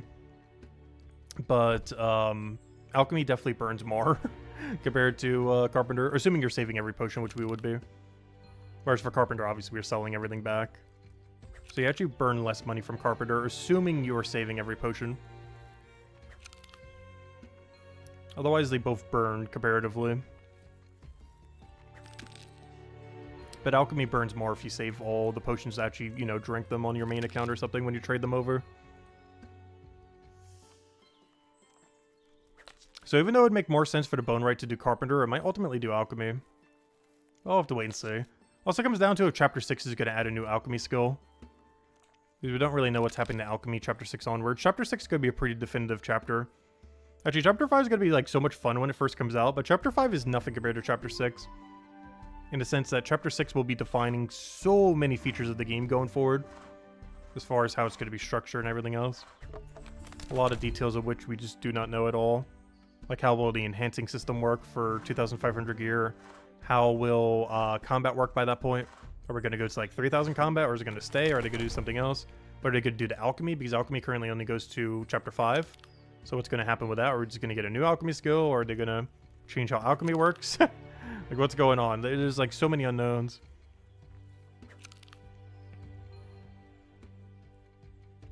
I'll have to wait and see.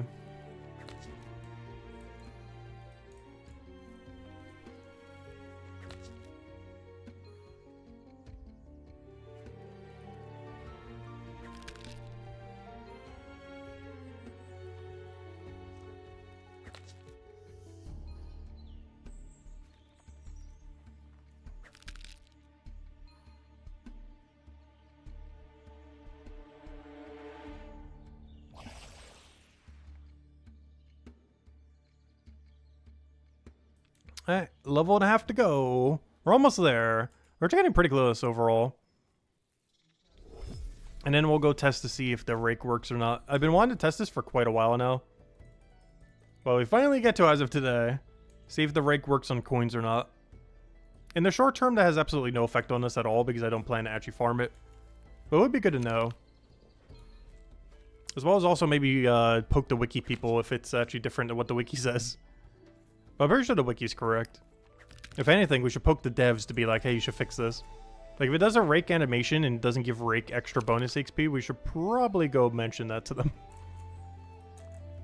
Because it's probably an oversight that you'd want to fix. Not like there's that many nodes you get to do it on. I think in the entirety of Gatherer, you do it like, what, 3, 4, 5 times? But hey, it still adds up. Because how many times do you do the coin? It's not that many. I want to say in the entirety of it's 4 or 5. In the entirety of Gatherer.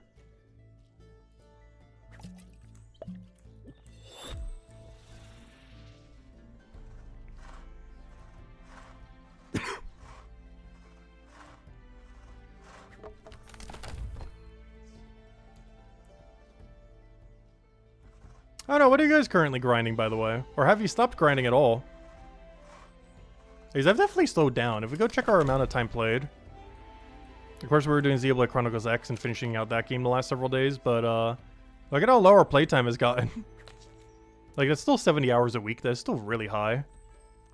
But we've gone down by like 10 to 15 hours a week. We're slacking. A lot of the time that we were playing was quite a bit more inefficient the last week. Or even when we were playing, we were getting like 20 minutes worth of XP per hour.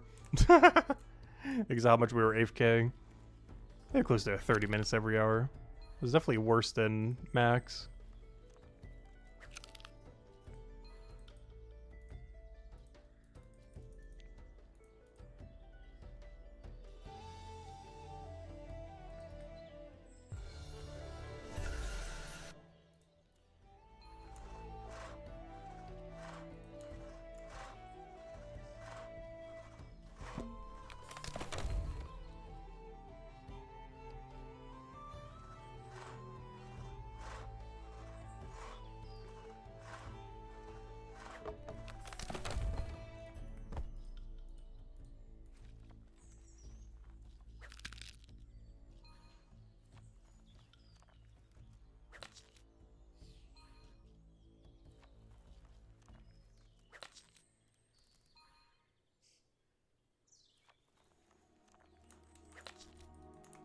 Also, oh no, I just ran out of water. I should probably go get more. Then you make a quick water run. I gotta make sure when I do, I go grab the potion just to make sure it doesn't despawn. Let's grab like every node in the room. If I need a water refresh. I've gone through so much. Already gone through like 4 waters the last few hours.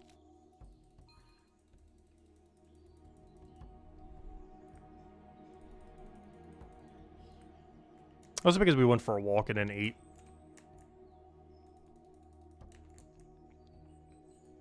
Weather's actually been getting really nice lately. Like, not like overly warm. But, yeah, like decent weather. Like decent spring weather. Pollen's getting really annoying though. All the pollen everywhere. Alright, let me just click on everything. I'll be back in 1 second. Water refresh time. Let me just click on every node in the room if I could even do that. Too many hitboxes. There we go. I'll be back in 1 moment.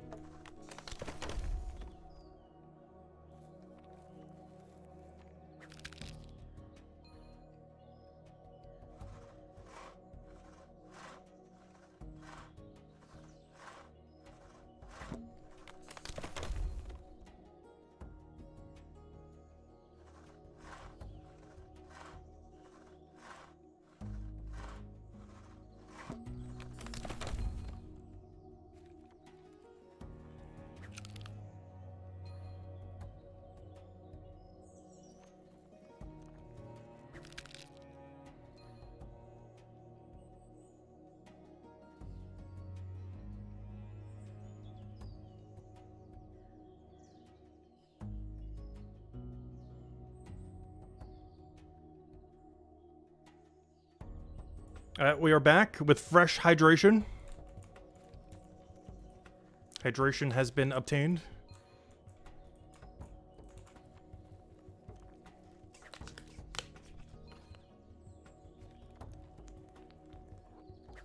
Oh gosh, that's a little too cold now. Drank that a little too quick. This came right out the fridge, obviously. Oh, gotta let that sit a minute. That is so cold right now.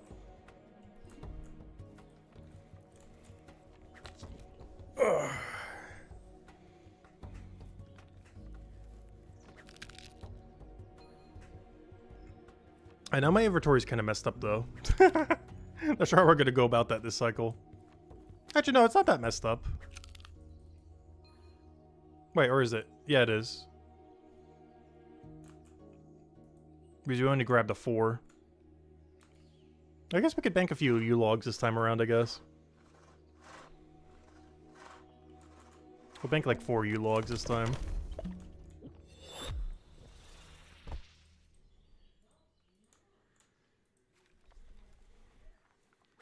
Oh yeah, also, I remember that one day I was like, how on earth did I have 11 U-logs? I remember why.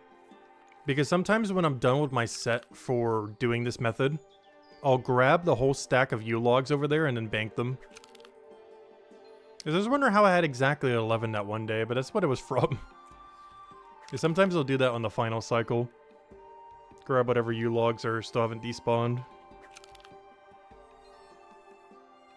Like if I'm gonna go check like a cooking contract or something similar.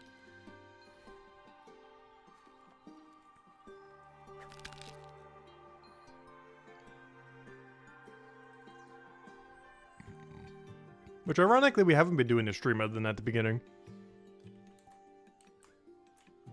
Probably should. Why don't we wait for a double reset though? I gotta remember to do it in like 20 minutes. And just grab a double reset real quick. Because one nice thing about this method is they're already a cooking ingredient. So you can just bank them in the chef place if you wanted to. Like you're already there at that point. You can do the same with alchemy supplies a lot of times. Like when you transition potions. Though once we have a potion belt, that won't be the case anymore.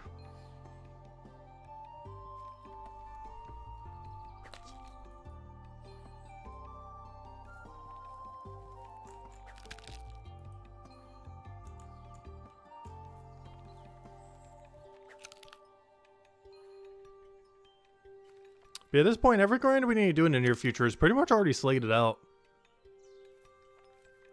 And future updates aren't really going to change it too much. Like our current plan right now is to go work on, of course, 224 Gatherer and 217 Chef, which synergize really well together. Then in a few days, once we have the fishing level, we do cod rack to go make like 1.5k potions for 10% hope port. That also sets up nicely to be able to go do a little bit of an alchemy grind then, as we've recently hit 238, which allows us to go do about 800 fear potions, the best fear potion in the game.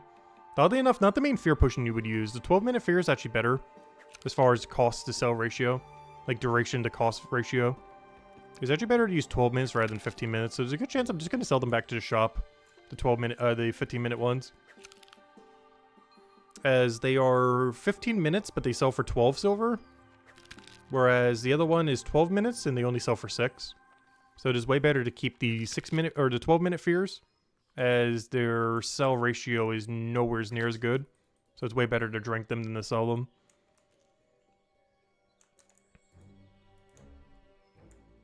To some degree, we could keep the 15-minute fears. I just can't really think of anything where we would really need that over a 12-minute one.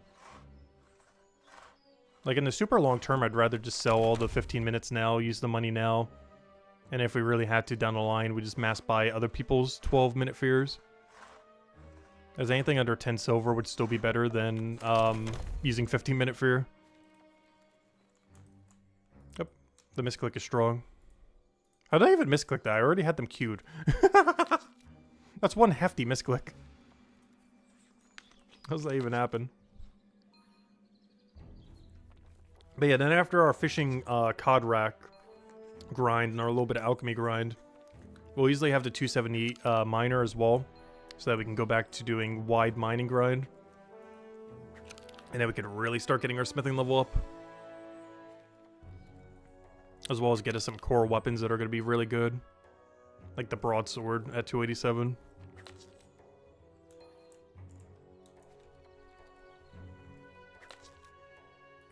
Even though that's worse XP per bar, I'm probably still going to be making a lot of them.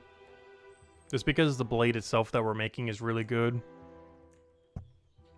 Even if the XP per hour is going to be better and the weapon's going to be better. But the XP per bar is going to be worse.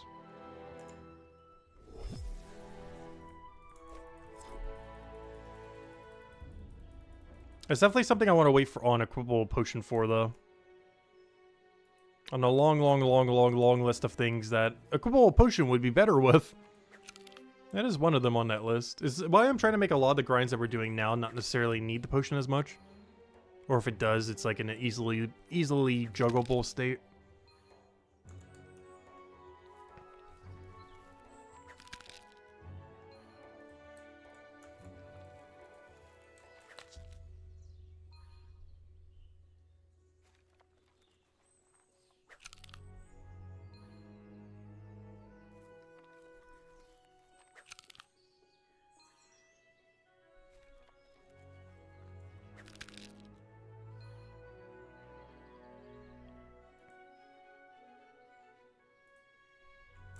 Oh, so this potion keeps moving closer and closer to the tree until it's right on top of it. I find that really funny when doing stuff like this. Because regardless of how far away you put the potion, it'll always move one tile closer to your final spot that you eventually grab it on. In this case, this yew tree. And eventually it will become that spot. Because every time you do the cycle, you're moving it one tile closer. Until it eventually has no tiles closer that it can move. So it doesn't matter where you initially put the potion. Like, I could drop it all the way in that tile all the way to up north. And by the end, it would still, in several cycles, go all the way to the bottom. Regardless of where its starting location is. Just because it gets dragged one tile closer each time.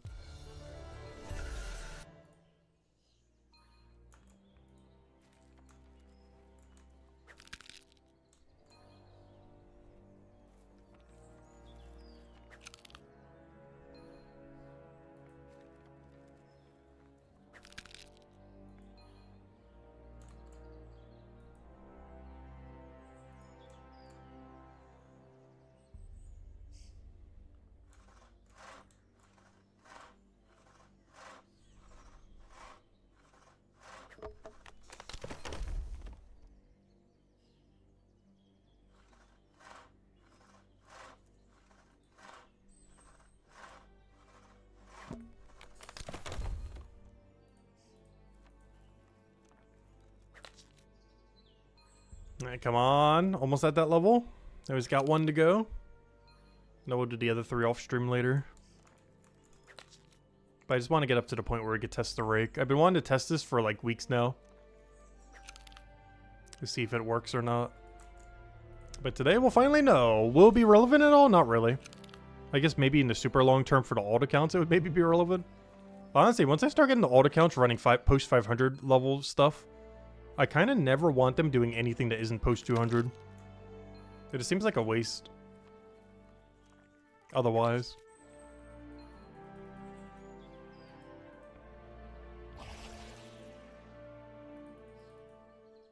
Also, one thing I am kind of tempted to do if I do end up getting merchant up on them, I'm really heavily considering AFKing them with passives to 83 detective, and then like manually training merchant to 200, and just get them to 200 merchant, and then start running like the ventures and everything else that will come up over time, like, you know, the Mercantile ventures, stuff like that. It is very tempting. The biggest issue is we don't know the viability of Mercantile. Is the main thing that brings it up in the air on if it's worth or not worth.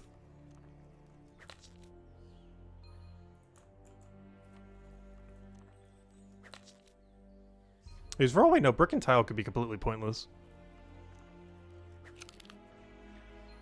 One thing I'm really hoping it's used for, though I highly doubt it is, so far every single venture has been slightly different.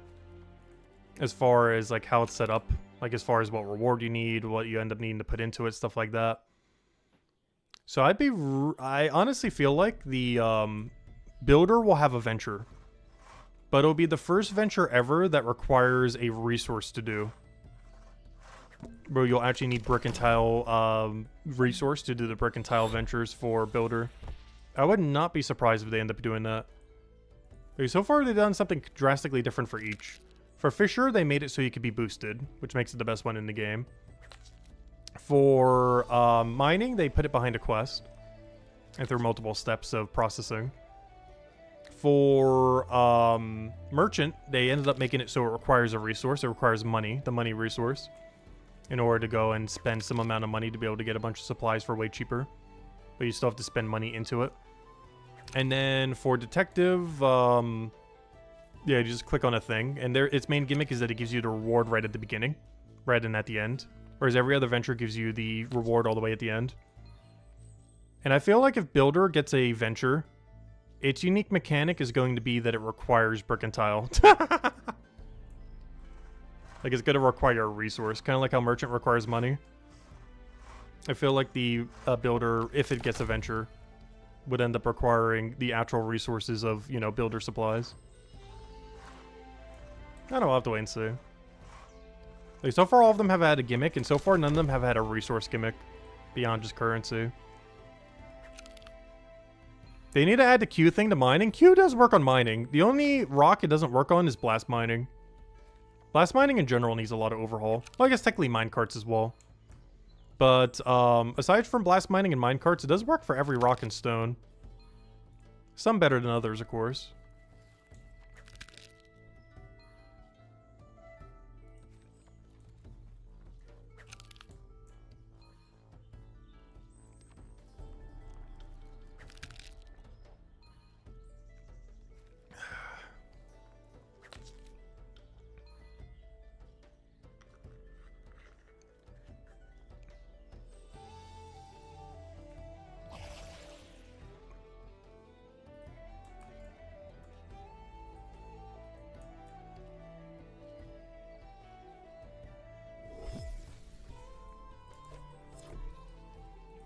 But yeah, give it about another week and a half. We should be returning to mining. I mostly just want to wait till we get to 278 so we can do the really wide farm there. It's basically the strategy once we get to 278. Though it does require a couple of potions, so fingers crossed it is out by then. Because the cycle I want to do does assume you have potions equipped. But the cycle would end up being, do 10 Flatinium ore, do 10 Carbonice, drop every Carbonice, do 10 Flatinium again, then grab 4 Granite, rinse and repeat indefinitely. But that's going to be my game plan until all the way to 294. I'm never going to be doing just granite only. It's going to be in favor of Flatnium more. That's because we care about the smithing XP and supplies more than we do the granite. Well, that granite's not bad. We care about it way, way, way less than we do the smithing supplies.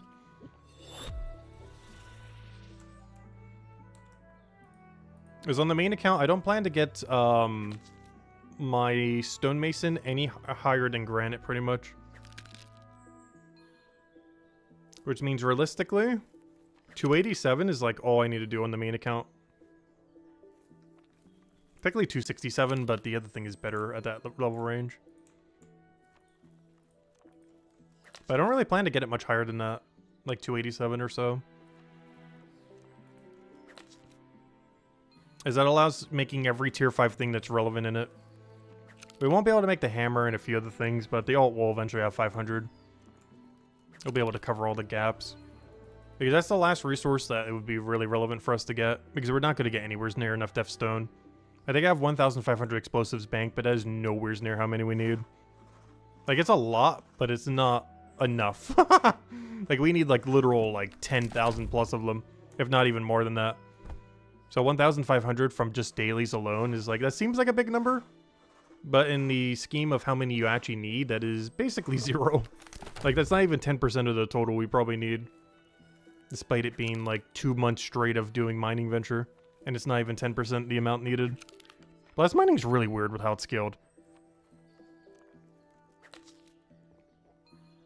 Yeah, 2 entire months of doing the venture. And it is still, like, 10% the total you need. Like, you basically have to do the venture for a whole year. I don't know, did they plan to make that long term? I guess they kind of did. But you basically have to do the venture for an entire year to actually train with Deathstone.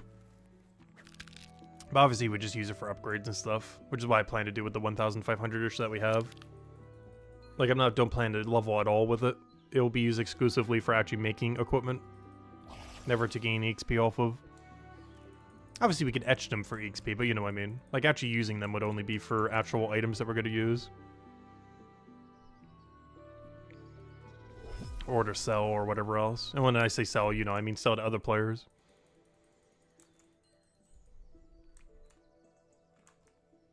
I do feel like trading in this game is going to be really chaotic initially, though. It's going to break so many... Oh, we lost the stream for a moment. We were just talking about trading coming out. How much did we lose? Come back! I'm not sure how much we lost. Gosh, I hate when it does that. Come back, stream. Come back! Are we back? I can't tell if we're back yet or not. Hello, we back? Check, check. Yeah, we're talking about trading things. Seems like it's back now. I forgot my train of thought at this point, though.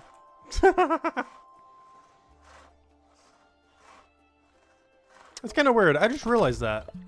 We did not have OBS disconnect a single time when we were doing Xenoblade Chronicles the other week.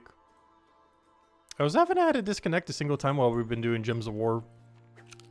At least in the last couple months. Mostly because we've been streaming a lot less, so it has less opportunities to, but still.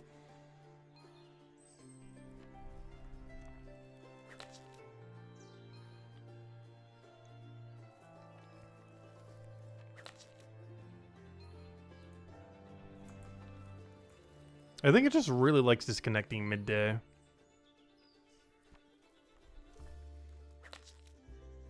Probably because it's being used most of right now. Because this is pretty much peak hours for internet time. Like around like the 2-3 p.m. Eastern Standard Time kind of time. It's like peak internet traffic. Across the entire internet, across all time zones.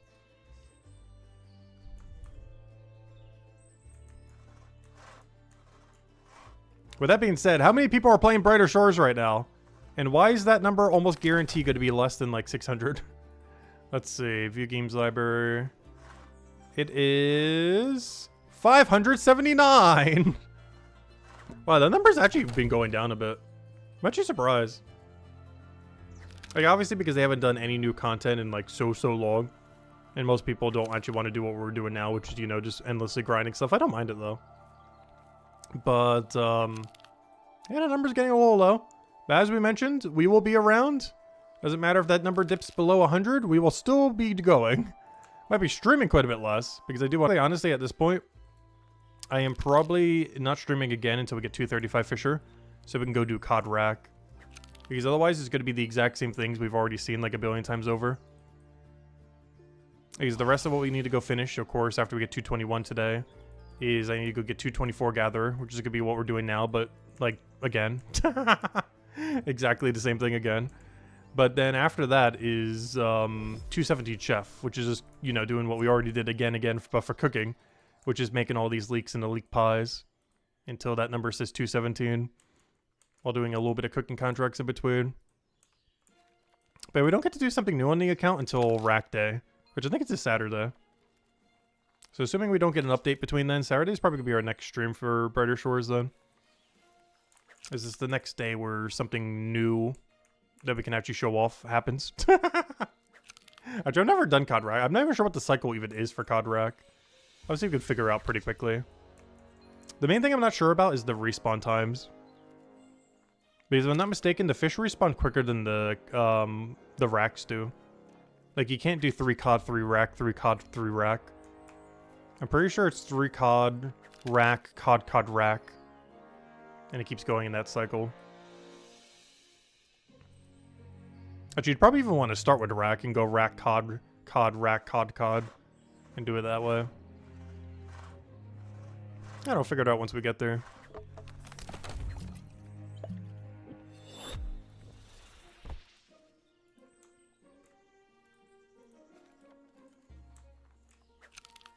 Hey, 220, 1 level to go. We're almost there.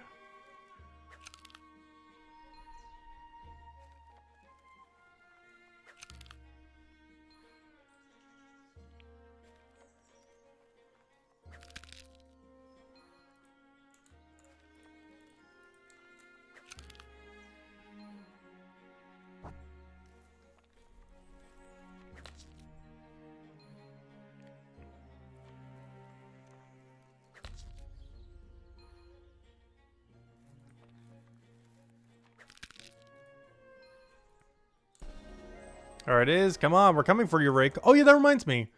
This is how much money we have left after doing all of the stuff. There's still about 25 gold left. I'm actually really surprised. I thought we'd burn through a lot more.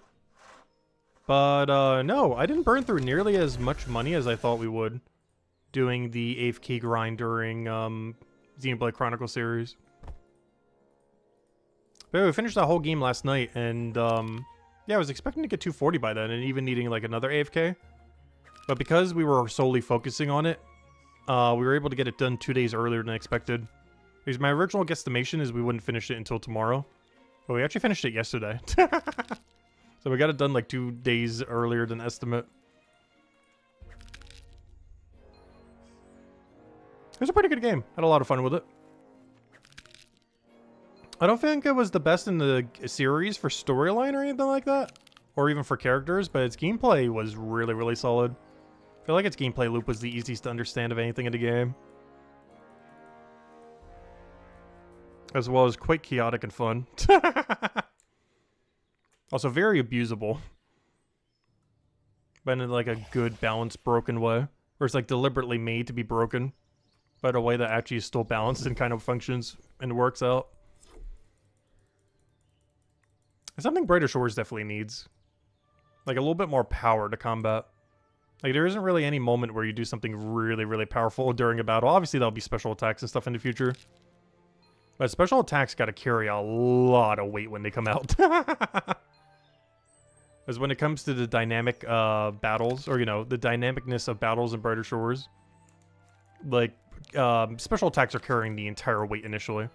Because we're not really going to have bosses or boss mechanics or anything like that initially.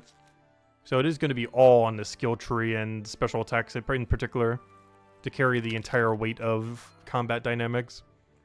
So we'll see exactly how that pans out.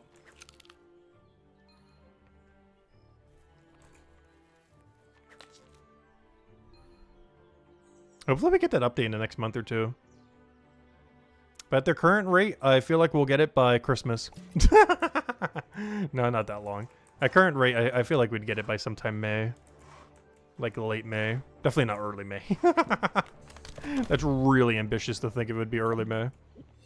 But by like late May, probably.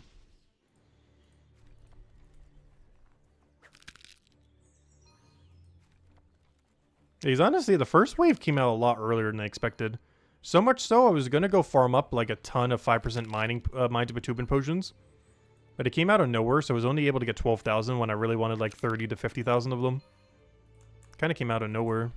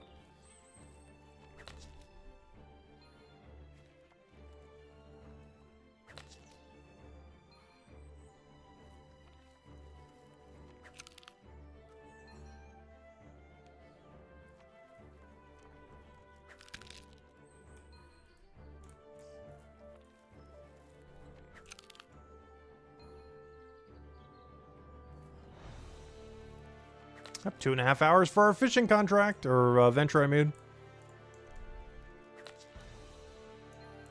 Actually, that'd be something that's fun.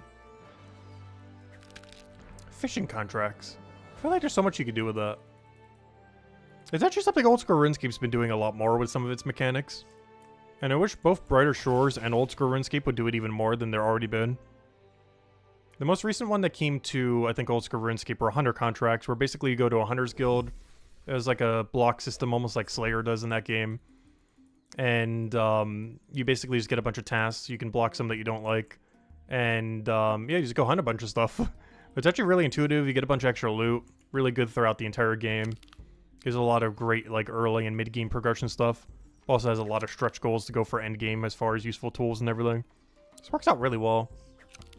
But I really wish Brighter Shores would do the bounty system more. I was really hoping when the game first came out that the bounty system affected almost every skill in the game. But ultimately, bounties only affect cooking, detective, and merchant. That is it. It only affects 3 skills, 2 of which are in Chapter 4. It does not affect anything else in the entire game. It does not affect combat. It does not affect any of the gathering skills at all. There's not a single gathering skill affected by it. But, yeah, I wish I would have done more with it. There's a lot they still can do in the future. I feel like it's a big missed opportunity to apply it to almost every skill in the game. Obviously, you shouldn't do it to, like, every skill. But I think you get away with about 50% of them. Whereas right now, the ratio is, like, what? Like, not even 20%.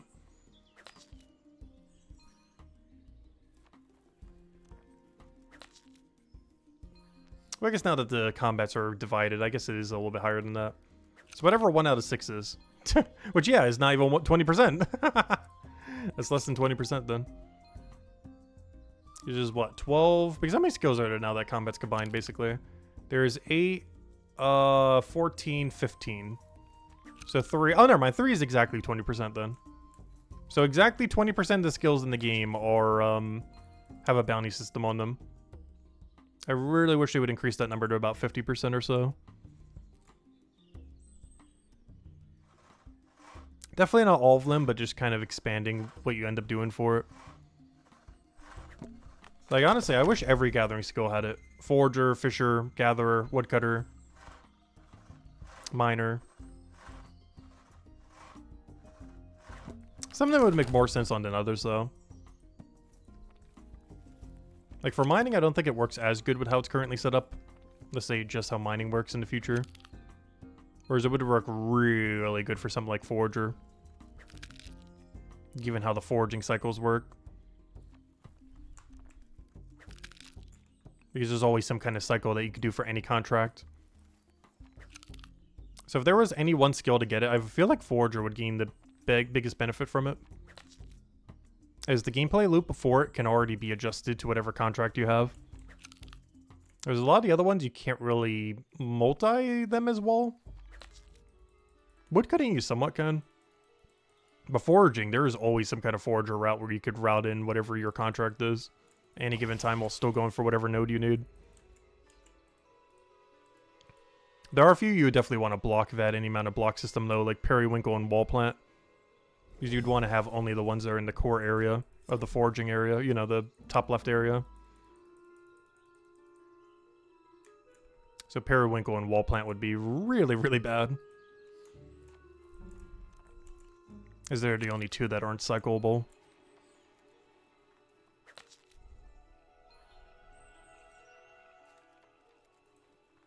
At least not with Forager and the Forager. You could do fishing in the Forager with them, but not Forager to Forager.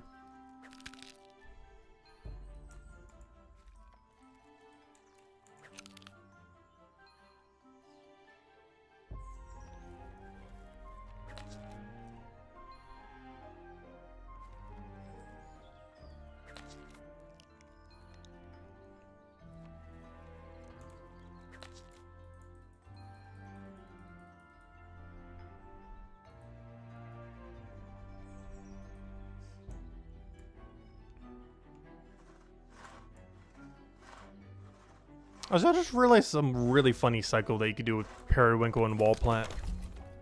I don't think it's worth doing, but it is really funny. You could grab 12 of them. Like when equipable potions come out, you could grab 12 of them. Then buy 12 for the shop while you're waiting for the respawn.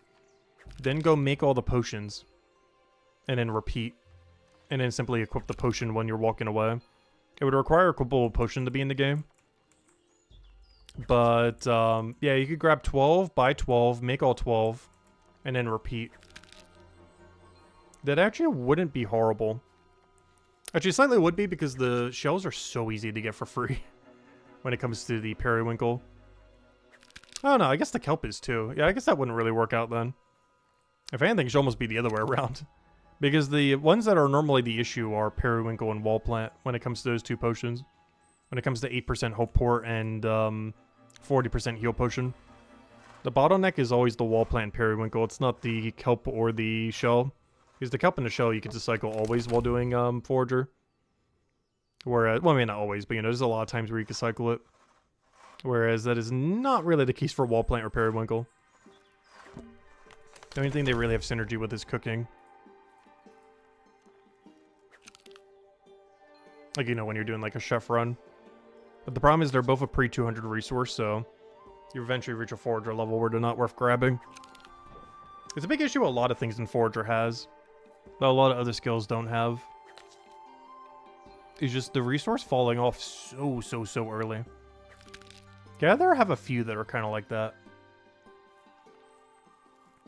Like a lot of the boost potions there fall off so early.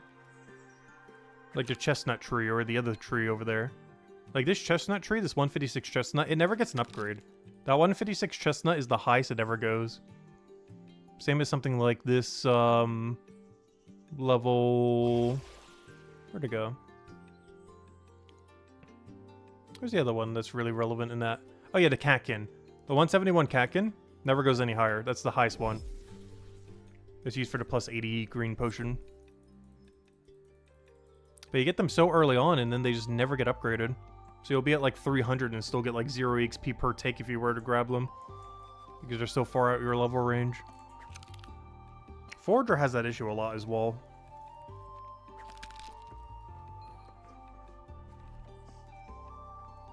At least for the ones that are in the circle. Like the ones that are in town, every single thing that is in town caps out by like level 160-ish, 170-ish. Like it caps out so early. Yeah, by level 179, because 167, one caps out and the other one caps out at 179. But by 179 Forager, every single resource that can be forged within the town, not counting AFK activities, but you know, every active one that can be forged in the town, does not get any stronger after 179. That's when it caps out. That is so early. Where an entire area of the map is no longer worth foraging ever again in.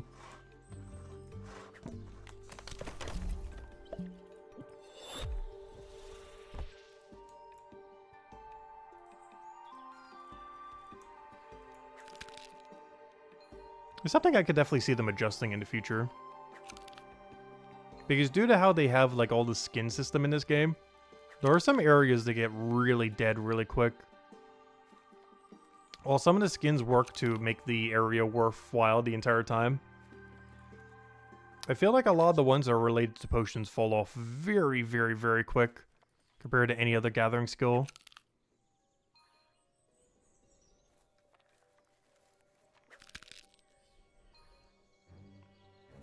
Yeah, 3/4 of a level to go.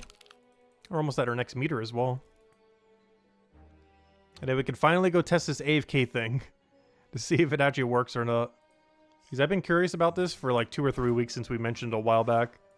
And today is finally the day I can go test it. And then off stream we'll go do the other 3 levels we need. That way whenever we go back to Gatherer, we can actually start doing a new resource. Which I'm actually kind of looking forward to, the Clover. The only reason I'm kind of looking forward to it is the same reason why we kind of look forward to doing smithing. Is it's actually a material we need. It's for the strongest blue potion in the game for combat. Also, oddly enough, out of any post 200 potion in the current state of the game, I believe it has the least amount of money burned. Which means if you were to buy from the shop, it is actually the least worst one to do from the shop of anything post 200 under the new scaling. You still lose money on it, but comparatively, you don't actually lose that much. Which means gathering 4 actually doesn't save you as much money either. Like, it saves you enough that you'd probably still want to gather for it. But it saves you the least of any post 200 potion. I think the main reason for this is they're kind of close. Oh, actually, I don't know. Thistle's kind of far from a teleport. But Clover, honestly, is not that bad to bank. It's about the same distance we're doing now, except you have to go through 1 combat room. But the distance to go bank is about the same as what we're doing right now. You just have to be careful not to get attacked.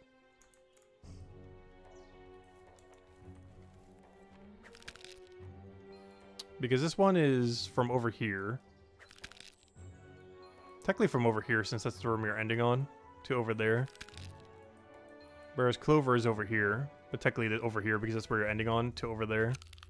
Unfortunately, you can't go there vertically. If you could go there vertically, that would make Clover so much better. Because you would skip the combat room and would be closer to the bank. Unfortunately, there is not a vertical path to go from here to here. Or from here to there.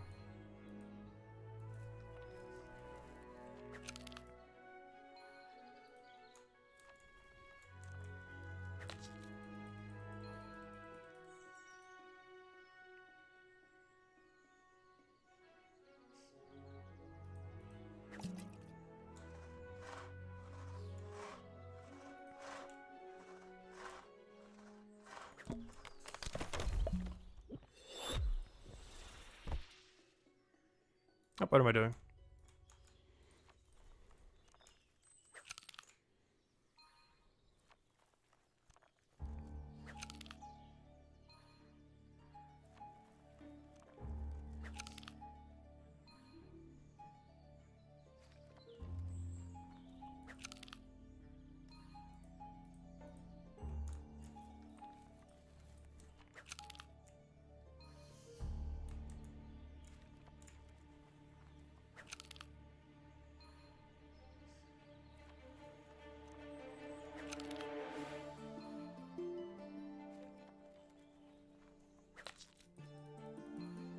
Also, it's gonna feel really weird whenever we do the final node of something. We've done it for a couple things already, like we already mentioned. But, we haven't really ever done it for like a really high level node. I think the first time that will feel really impactful is honestly once we finish leaks.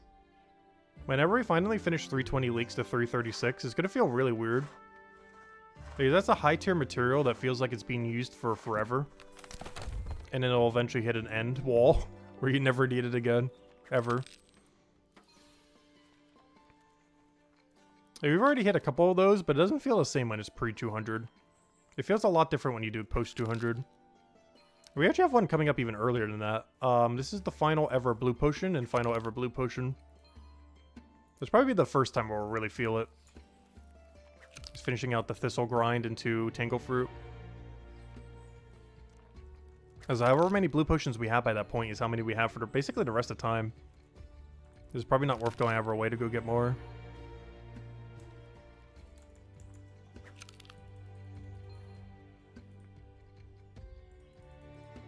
Which is also why we're not selling them, by the way.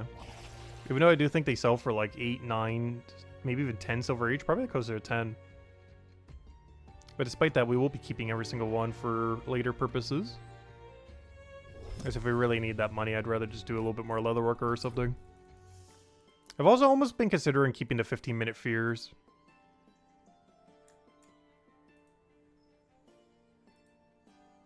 It really comes down to if they're going to be adding auto repotting or not. So I don't actually want to sell them yet.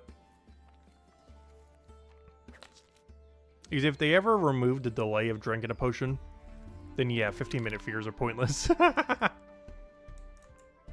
But if that delay is always around, I don't know. It's just kind of convenient keeping them. For just fear purposes in the future. In case there's ever a mechanic where it's just really useful for.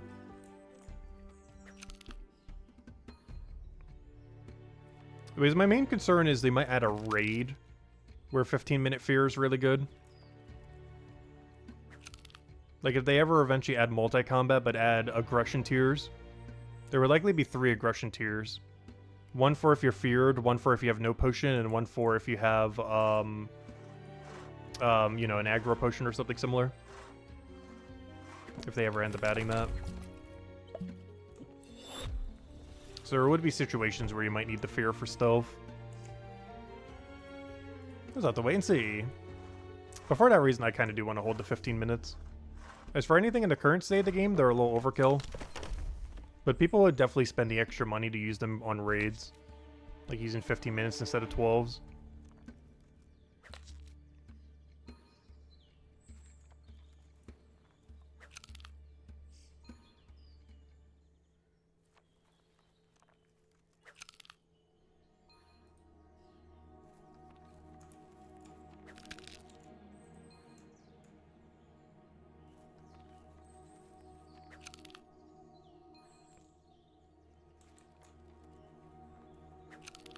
Though ironically though, Cryonite would probably be the tank class for that.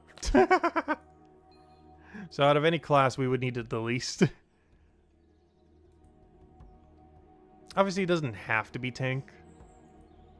But realistically, based on a lot of the builds that it has, it would be. And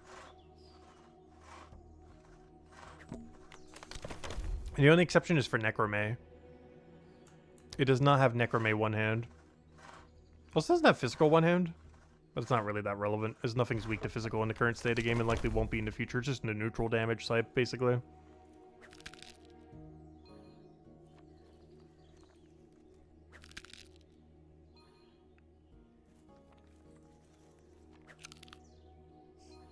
But Cryonite has really good one-hand. It has the best range one-hand. Like, of the one-hand ranges. It has the best range one-hand. It has the best, it has the best range one hand and has the best blue one hand. As it's the only class whose primary color is a one-handed weapon. And on top of that, it just has access to every color except for Necromay. It has Necromay range, but it does not have Necromay, melee for one hand. It's the only really important one-hand weapon I guess it's kind of missing. Though it's not really too relevant. As it likely gets a really good spec weapon with whatever that battle axe thingy is, if it really needs it. There's one thing that's interesting. It actually has the slowest attack speed Necromay axe and one-hand spear. So if you really needed to do it with Necromay, you'd probably just be using range while wielding shield.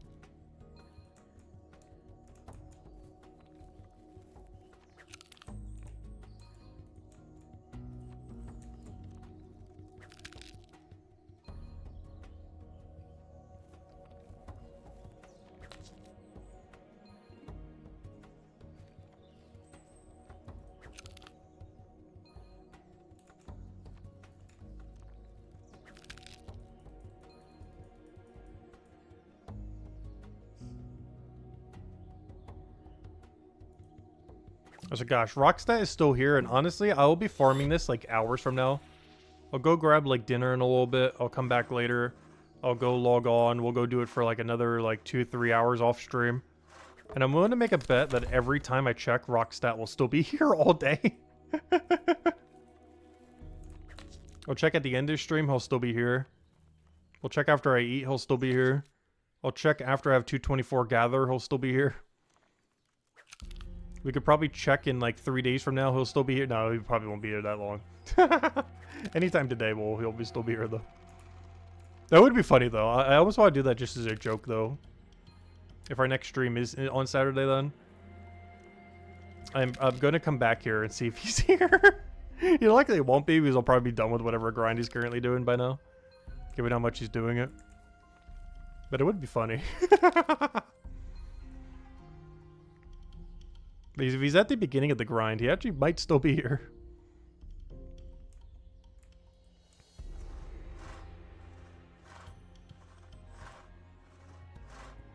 Because he's doing both U-Tree and Leak, so even when he's done with one, he might still need to go do the other.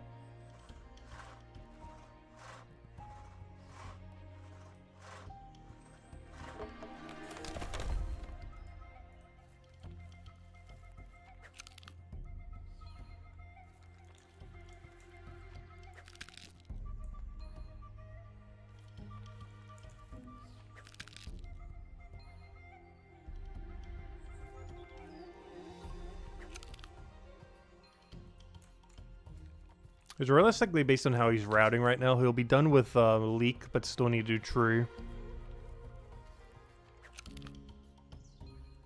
As he's prioritizing Gather XP. Even though his current tree to cut is still U-Tree.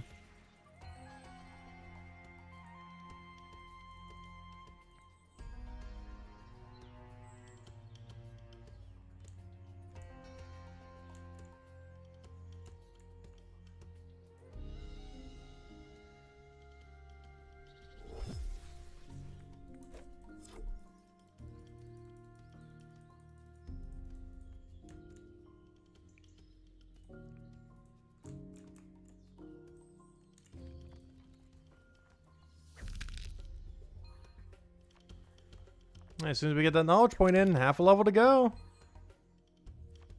So close, he 204.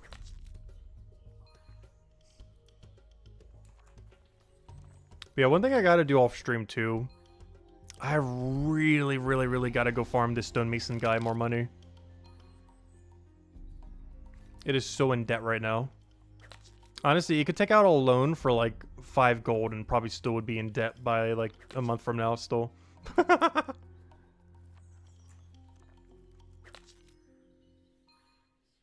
Hopefully the Bone Raid account making so much extra profit can fund it later. Once trading comes out, just so we don't have to use any money from the main account.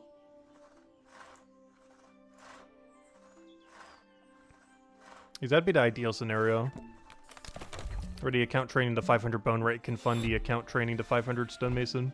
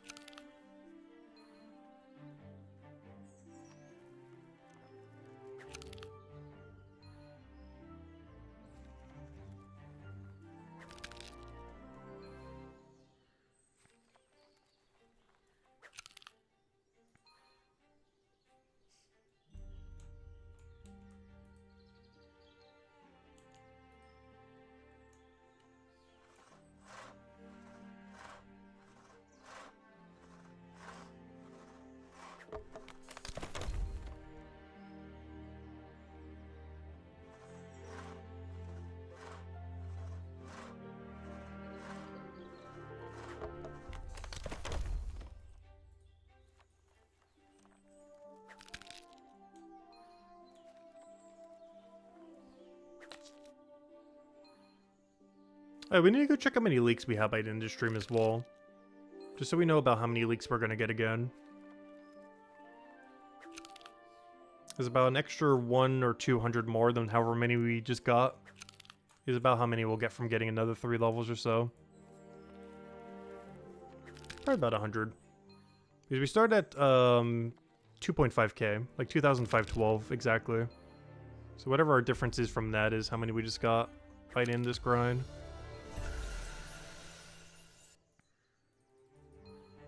There we go, half a level to go.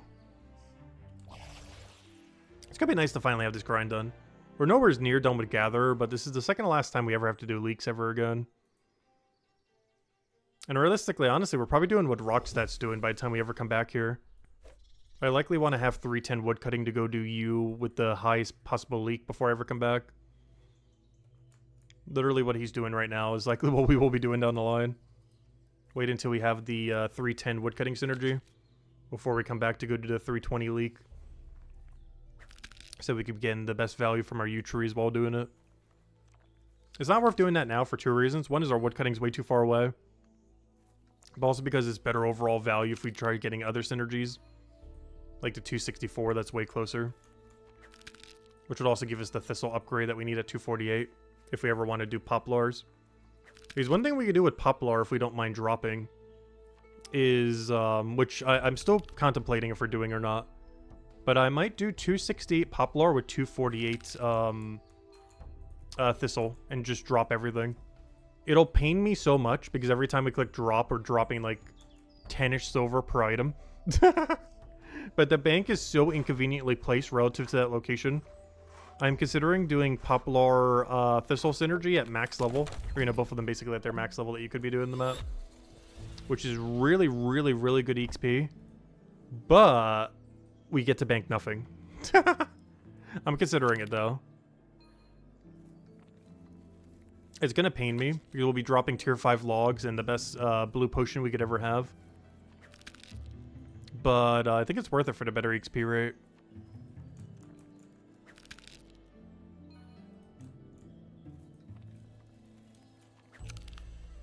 Is at that point, it becomes better than Juniper then.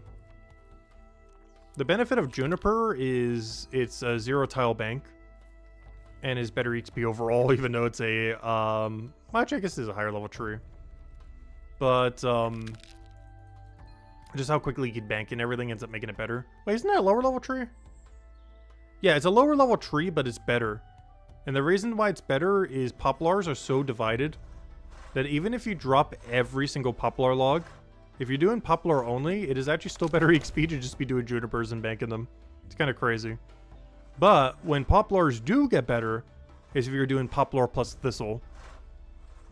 Because then, even though your woodcutting XP per hour is still worse than if you're doing literally just juniper only, you are getting the benefit of all the gather XP while doing it.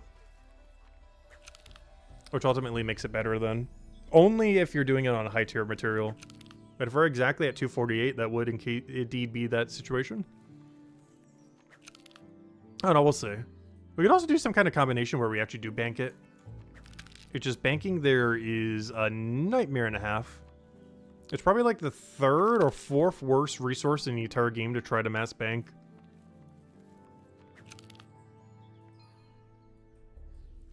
I don't know, is it that bad? I feel like it feels worse than it actually is. Because it's over here. Ooh, there is one thing I didn't think about.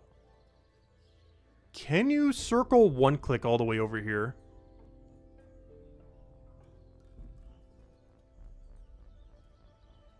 You can. Oh. That's interesting. You can circle one click from there to here, from that tree.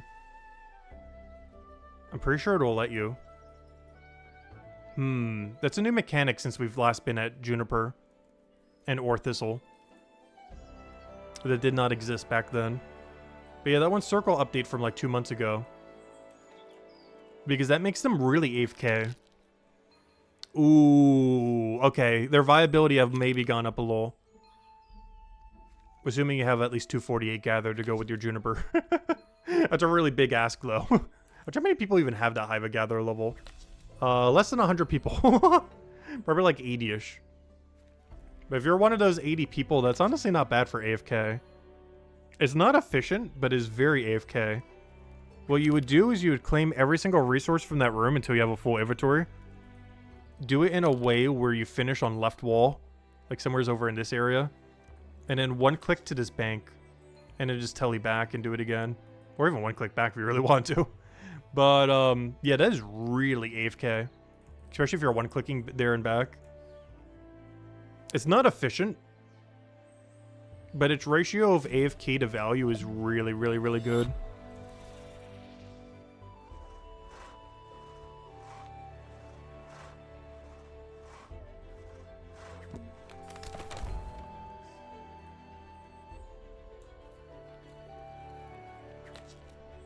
But you weren't able to do that before because you only had a 2-room limit.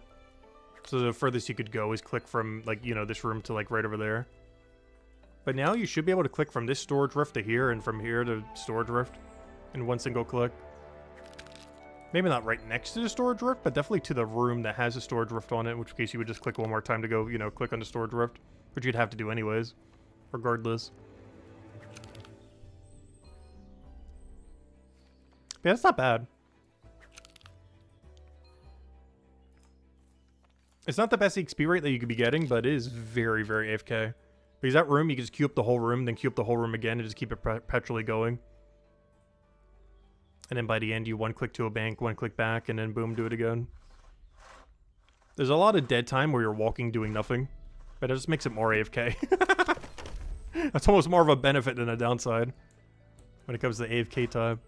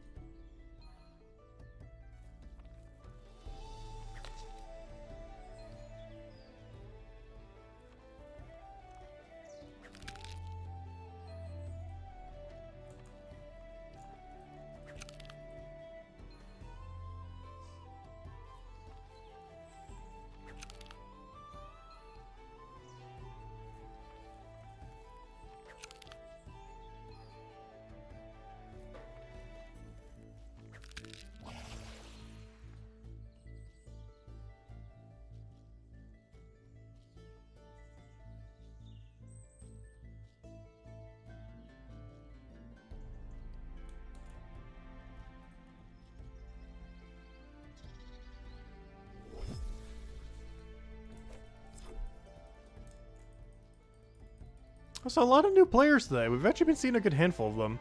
Though no one picking a new class yet, though, I do have to say, though. That's a true sign of how many new players there are, though. We haven't seen a single one today. Oh, and that's they just got it. We're seeing a lot of people around, like, the 1-200-ish range. But I haven't actually seen someone directly get a class today. Because this is the road that they have to go down to go get their hero class, or whatever you want to call it. Faction. Alignment. The color that shows above their head.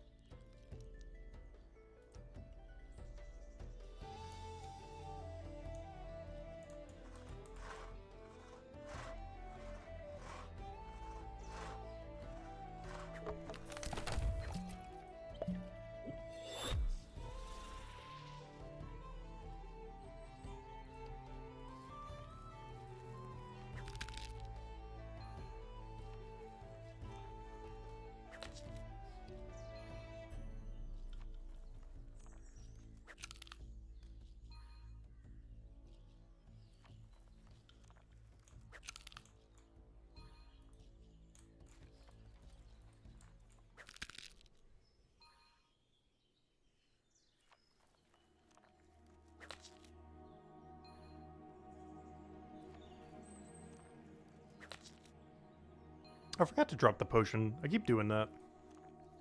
Luckily it's fine as long as I don't forget to do it midway through a run or something.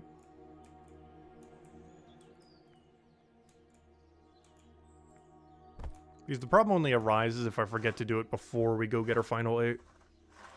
We can technically keep it our inventory up to that point. If I forgot to drop it like right now, that'd be a problem.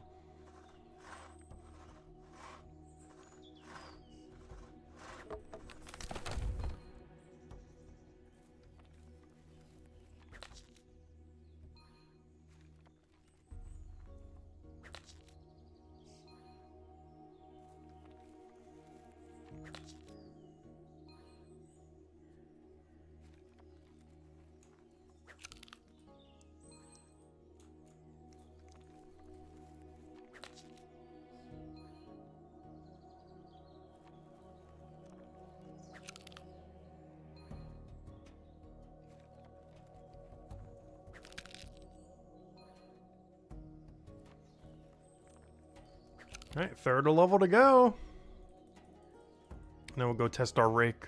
The rake theory. The power of the rake. But I'm surprised with how inefficient that we've been lately, that we haven't gone down further in rank. The people above us have been still skyrocketing though. Like, B-Tez is about to go past Unbi. That's a good scale for their progress. We're both just gonna smoke them soon. In the next, like, day or two. At current XP rates.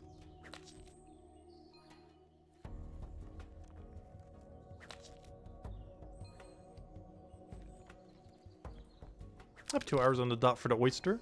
Also, that's something I need to go remember to go buy. When we go buy our rake, I gotta go remember to go buy our net. Because I should have actually bought this like 3 or 4 days ago and I completely forgot. We missed out on like 20% free XP. Since we took 2 oysters each time, how much did I miss out on then? Because that's 2 of them, so I basically missed out on almost half of an oyster take. I don't know, more than that. Because that means we took around, what? How many would that have been in that time? Definitely at least 8, maybe even 10. Let's say it's 10. Let's say we took 10 within that time. No, it could have been. Oh no, you getting 2 each time? Yeah, it could have been 10. It would have been about 7 times. 7 would have been... Wait, 14. Wait. Oh, no. No, since we had it, it would have been... Yeah, about 5 times. So about 10. Okay, that's about right then. Anyways, so yeah, it would have been about 10. I forgot to grab the potion here. Probably should have. I don't want to despawn now. But it would have been about 10 times. Which means, yeah, we've lost out on the potential of 2 of them then, basically. It's like a whole day's worth that we could have had. I don't know, because I'm looking at it the wrong percent. It would be 5%. So we would have gotten half. Yeah, I missed out on half of one. There we go. Math is mathed. I ultimately ended up missing out on half of one single fishing venture. Which is a lot of EXP. We're talking like almost 400k EXP for fishing. That's not a small amount. That's not enough for a level, but, you know, 400k still helps out a lot. That's like an eighth of a bar.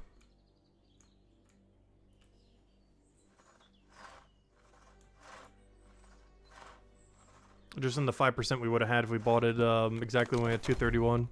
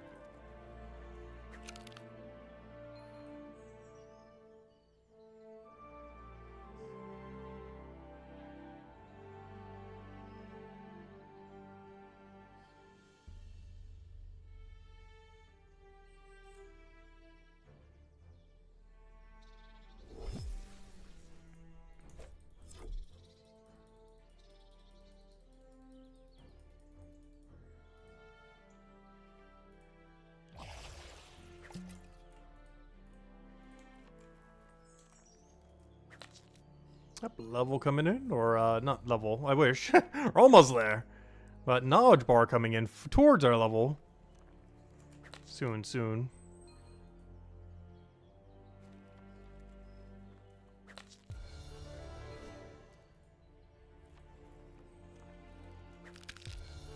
Oh yeah, I should probably cancel that. It's gonna get annoying. At this point, we're in too deep to cancel it now, though. We're in too deep.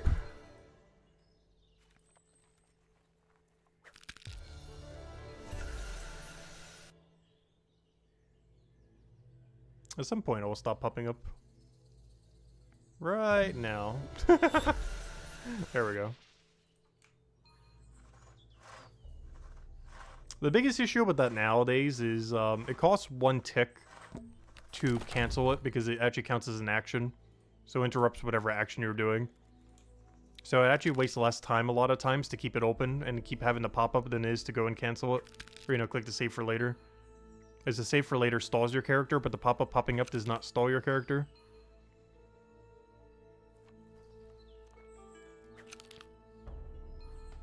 Something that I hope they change in the future.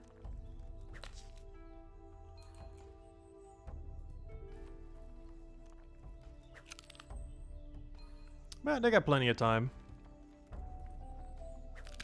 I feel like this game's still a good, like, year away, though, before it has, like, its full core structure of what it really wants.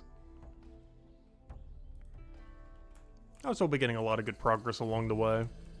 But there's just so many small things that need adjustments here and there. That'd be one of them.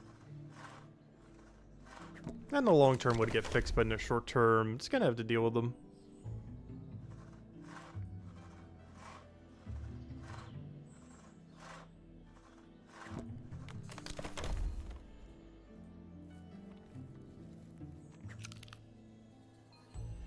Yeah, wow, we're actually going to be getting a lot less wood cutting level than expected. I was saying earlier about 3/4 of a bar. At a current rate, we'll be lucky if we get like 2/3 of the bar. By the time we get 224. We're just doing 221 for now, though.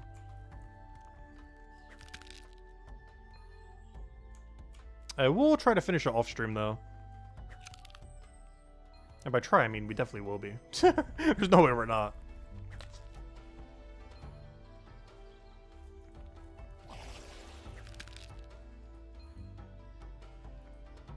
Interesting. Is he keeping the potion on him? Because he just potioned at a really weird spot. That would only have been possible if he is keeping it in his inventory. Which means he's not juggling the 5% potion. Which I guess that makes sense, because if he's not banking, he has no reason to juggle it. Only if you're banking would you need to juggle. Also, I brought way too many XP pots, by the way. Even for hitting 224, that's way too many. Because originally I was bringing the 224 number. But even in that context, that is too many of them. Because I always keep forgetting you're not actually perpetually boosted the whole time. Because there's the first 8, you actually aren't boosted at all during the whole duration. Something that if we had auto-potting, we would be boosted for. But in a situation like this, there's no way to really do it properly. There's a lot of skills that are like that until auto-potting comes out, won't really be that viable with it.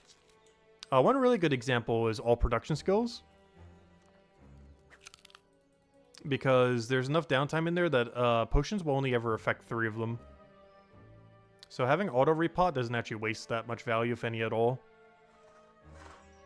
Because regardless of how quick you go, the most you could ever do it on is 3.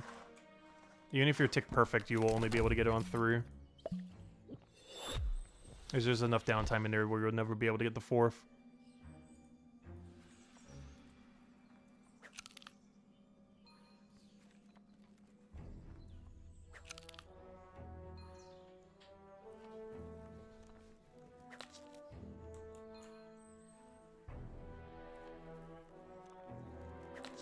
Even if they added a make all button, you probably still wouldn't be able to get the 4th one in. Because there would always be like that small delay between when he makes the first one and the next one.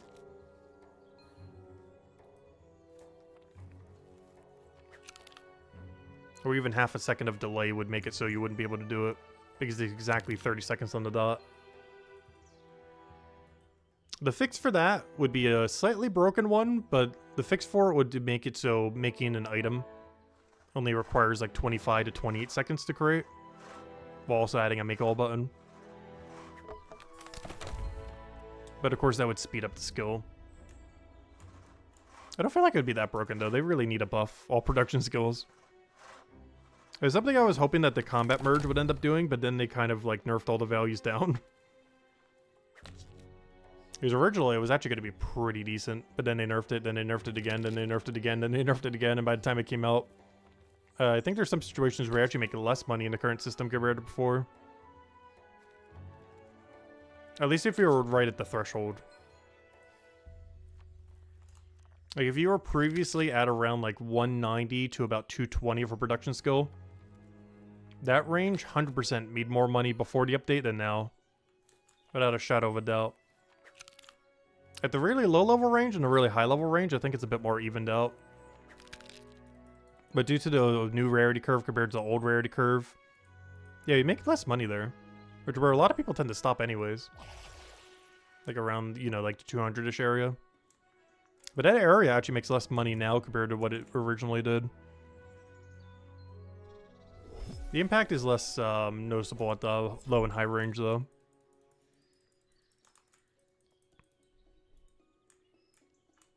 But very noticeable in that little middle range.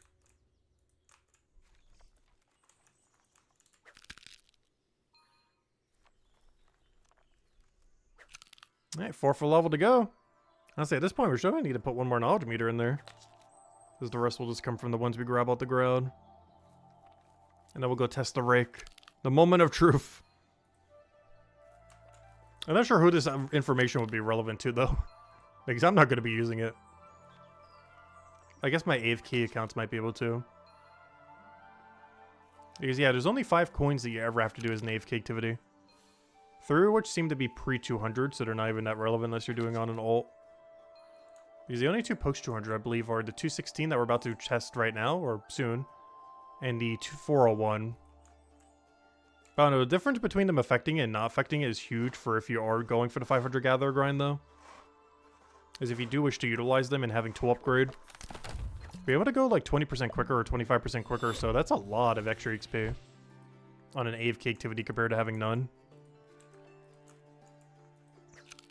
Like 20% is not a small amount compared to 0%. That's a pretty hefty amount compared to 0.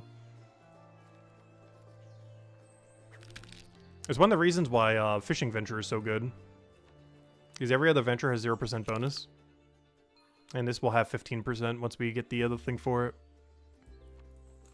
And while 15% is not like insanely high, it's way higher than 0. Like way more so. And that comes to a lot of AFK activities as well. Like if something has absolutely no way being boosted, it's not as good. Unless it's for a skill that's really slow to train. But the problem with a lot of them, like Forge or Gather and such, is almost all of them are not boosted. So when you finally do get one that is boosted, that is really nice to have in the skill. Currently, the only ones that are 100% boosted for Gather are all the ones that require a rake for the bone. Like all the bone AFKs. The whole thing I want to go test today is see if the rake also works on the coins at the same location. Because both the bones and the rakes are from the exact same spot. So it makes sense that the tool would work on both of them, but I don't know, we'll find out. Because you're doing it from the same node, it's just a different resource from the node.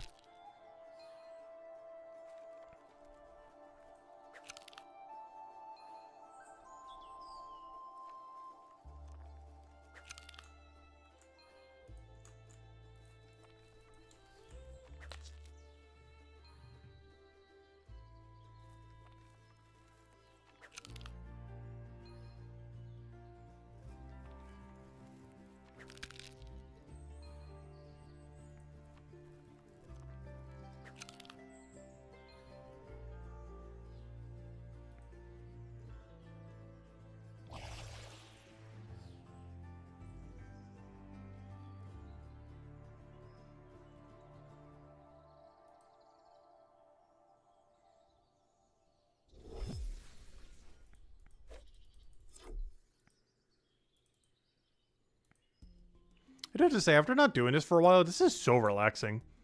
I'm not sure if it's because we just came back from a game where you have to, like, click a billion buttons every few seconds. But gosh, it's so relaxing just clicking a few things. It's just so chill.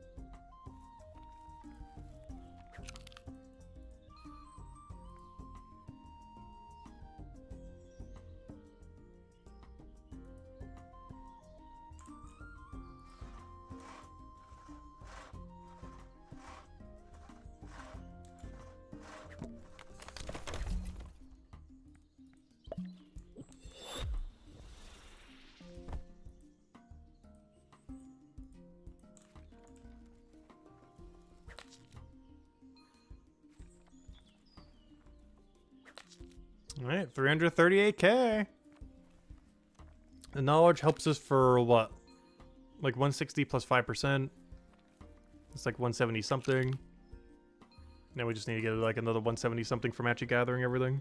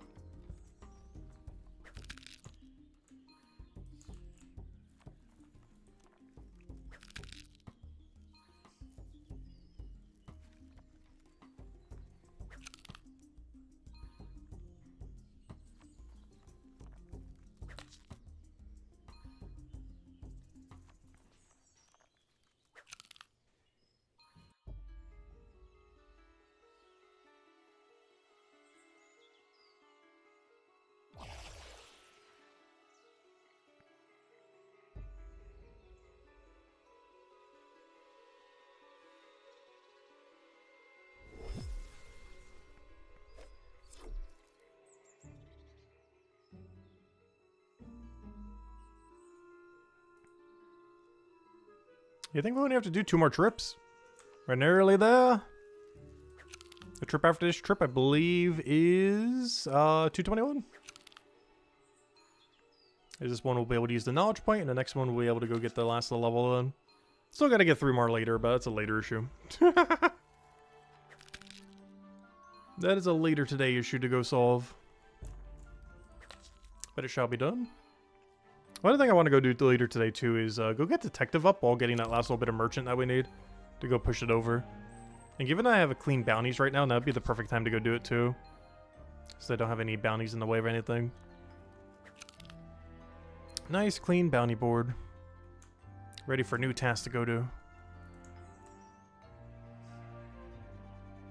Alright, throw this down here, throw our XP pot. I just realized I do have the AFK activity unlocked, right? I should. That'd be a big fail if I didn't. No, I should. Why wouldn't I? That's a weird question, because otherwise it would pop up there. So yeah, of course we have it done. What kind of question is that?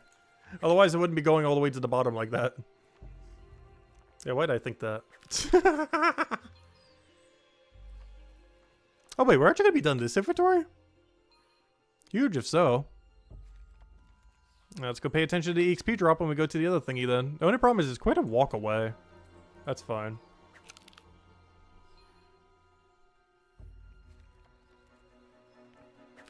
Oddly enough, I can actually use the first time bonus to get the rest. So even if this doesn't give me the rest that we need, we can actually utilize the first time bonus to go get the level we need if we really wanted to.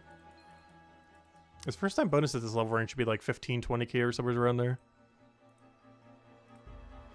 Which will cover whatever is left by that point. Alright, let me go pick up the potion then. Oh, grab this tree. Drop all this junk. Pick up the potion. Doesn't mean we're going to grab one less leak, but that's fine. And then we'll go teleport over to the other area. Which I don't even need a bank right now because there's already a bank en route to go to where we need to go. Need to go. For where we need to go to. Alright, grab these last 3, and then we just tele away then. Let's see, will that be enough? Watch it be 1 short. Actually, it's enough short that I probably should grab the last one real quick while we're here. Just to make sure the first time bonus actually gives us enough. That'd be kind of funny if it doesn't. Alright, there we go. Now we go tele over. Alright, let's go test this.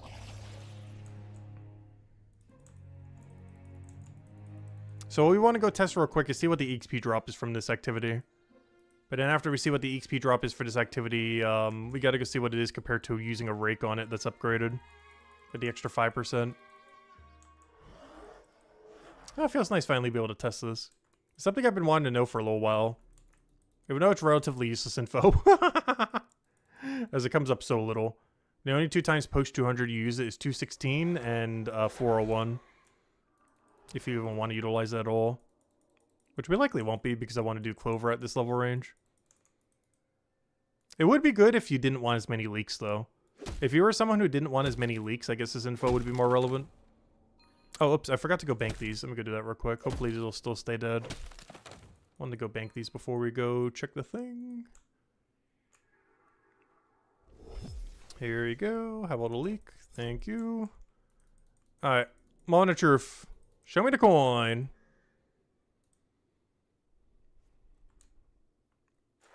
Okay, notice he's using the rake.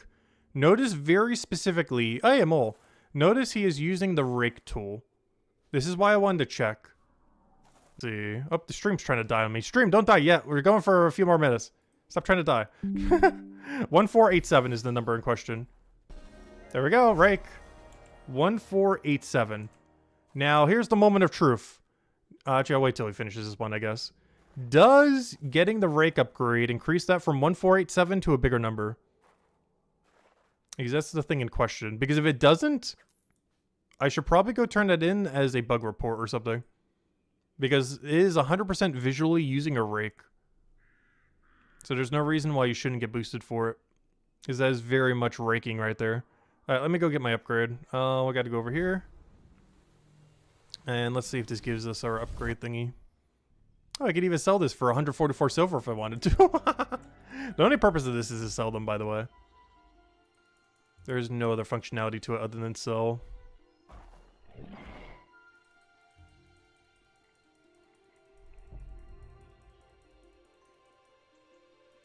Oh, so we got a nice aggro skip there. It's one of the more annoying spots to do it on.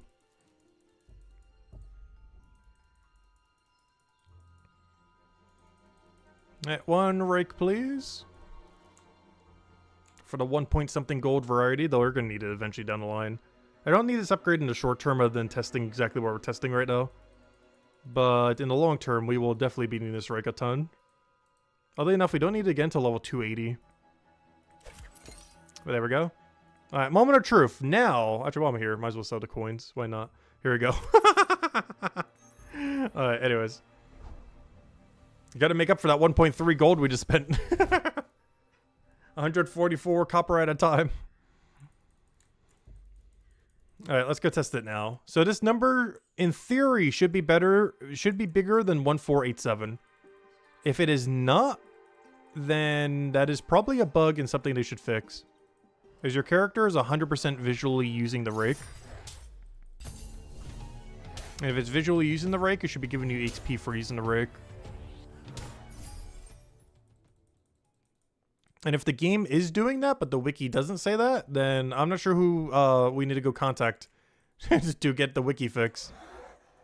But we would need to go get the wiki fix if it still says that. I know it did in the past. I have no clue what it says these days because I haven't checked it for anything in a long time.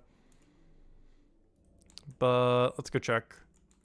So ideally, this should be like a 1,500 something drop. Anything bigger than 1487. As long as it's not 1487, we should be good. Alright, moment of truth. Is this number bigger than 1487?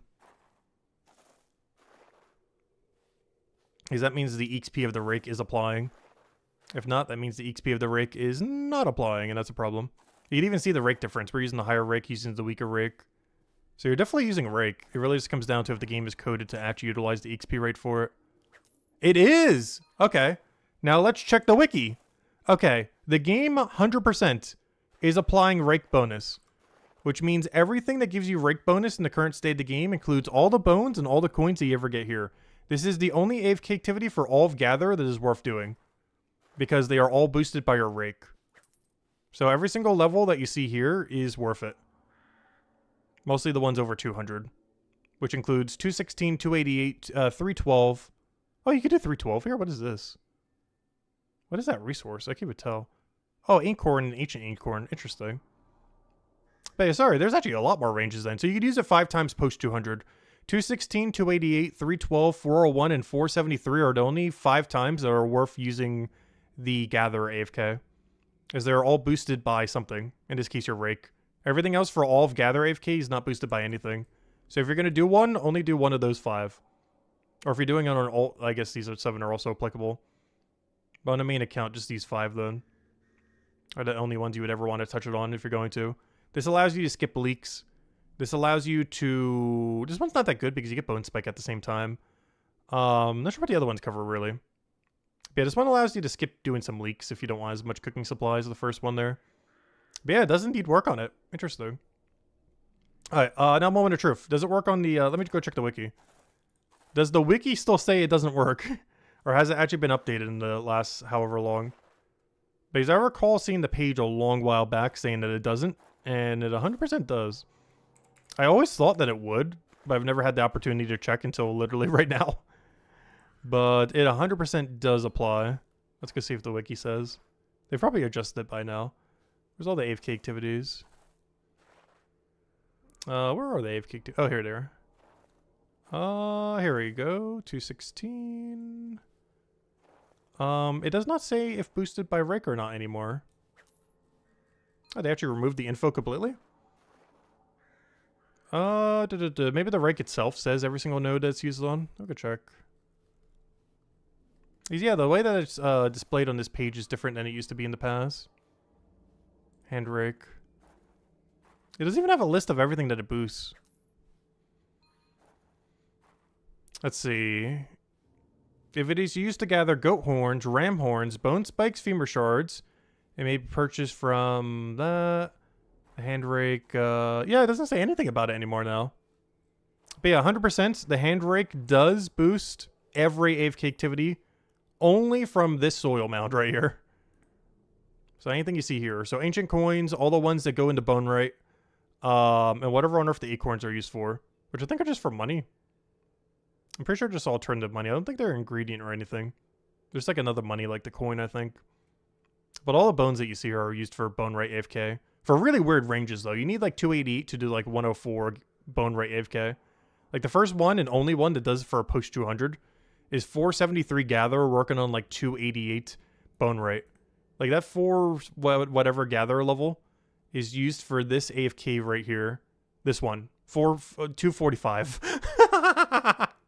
It is insane why it is scaled that way. I do not know why. But anyways, guys, yeah, I guess we'll end it here for now. The Rake does indeed work on Soil Mound, including for all the coins, acorns, and everything else, not just on the bones there. So that's pretty good to know. There's a little mole popping up here and there. Anyways, let's go to, what should be our little mini AFK? Let me just do the whole port one, so I can grab my cooking contracts and everything. I keep doing this one. It's going to be bad once I finally get above the level range for this. I guess I could always just do the other potion. But every single time I ever want a quick AFK activity, I always end up using alchemy these days. And honestly, that's probably going to be the case like for the rest of time until we have like 500 alchemy. Because out of any teleport location, it just feels like the most convenient one to go do because you don't have equipable potions yet. You have to wait and, you know, end up getting the potion that you need before you transition activities and everything else like that. So just about every factor combined, it's just so convenient always starting exactly at the potion location, since you can just grab whatever you want to go do for whatever activity you're about to go do and be good to go. It's also really close to checking the cooking contracts if you want to check them every hour. My LCS is still here, gosh. They've really been going hard on that. Yeah, we'll get a bunch. Honestly, all these are not horrible. Oh yeah, I also got to remember to go get this. Let me go grab the tool before I forget, though. I'll do all of these except for that one. And let me go put all these away. Alright, let's go buy the cage before I forget for like the 4th day or 5th day, however many it's been. But yeah, I think we've missed it like 5 times now. I've been able to buy this cage since like, what's today? Probably like last Saturday, and I still haven't yet. I really need to. It's a free 5% XP for only like a gold, which is 100% worth it. Where is it? Yeah, it's 1.8 gold. That's not bad though. 100% worth it for 5%. So now whenever we go take our oyster venture, like we'll in about an hour, it now gives us 15% extra XP instead of just 10%, which really adds up given how much it stacks because it scales post 200, like how ventures do or like how passives do. Ventures do the same way. So they become like 4 times better pretty much at that situation. So a lot of extra benefit. But anyways, guys, yeah, we got to finally see it. Rake does indeed work on everything on Soil Mound. That includes the coins, that includes the acorns, that includes every single thing that can be done on Soil Mound. It all gets boosted by the Rake. So that's good to know. So there are some things while doing Gatherer that if you wanted to AFK between some of the ranges, you could be getting the extra XP. It only works on everything in that Soil Mound, though. Every other AFK in the area, I'm pretty sure, does not get boosted by Rake. But that specific Soil Mound does, which includes all the bones for bone rate, all of the coins for money, and all the acorns for, I believe, also money? Unless they're used for something alchemy related. I'm pretty sure they are for just pure money as well. And yeah, that is that. Anyways, guys, I think our next Brighter Shore stream will be this Saturday. We're going to stop doing it like necessarily every single day, but we'll still be doing it for bigger milestones. And the next big milestone is going to be racks. Now that we finally got our 5% for our venture and getting these in, by this Saturday, we should be able to go have 235 Fisher, which means we will go down that grind and start getting that going. It'll be Saturday or Sunday, 1 to 2. But sometime this weekend, we'll go do the Fisher rack grind. Ideally, I want to do it for quite a while, as I want to get 1,500 of them. How long will that take? Probably a while. Honestly, I don't even think we could finish that in one stream. Maybe we'll start on Saturday and finish on Sunday or something similar. I'm not sure exactly how we'll go about it, but we need enough to be able to go process all of these. Like, if you wonder why we need them, it's for these things over here. They make the 10% pot for this area, which we only have like 80 left. Like, we're pretty much at none. Like, we go check this real quick. We're at pretty much none of them. We have 82 left from when we did the 200 alchemy grind. But on top of that, need to make these potions at some point. That'll be probably a stream in itself at some point, or if I just do it off stream, we'll see. Honestly, I might just make a stream of it, just get all of them done. But yeah, I need 1.4k, and we do grab a couple of them over time, so 1.5k I want to have just for all the excess ones we'll get over time. But these make the 10% Hope Port potions, and we need these racks to go with them to be able to do them. Also, I just realized this is a wall plant or something in between, right? Yeah, I should go and process these or drop these to the ground or do something with them. Just so whenever we do these later that they're closer together. Oh no, I guess that wouldn't matter too much.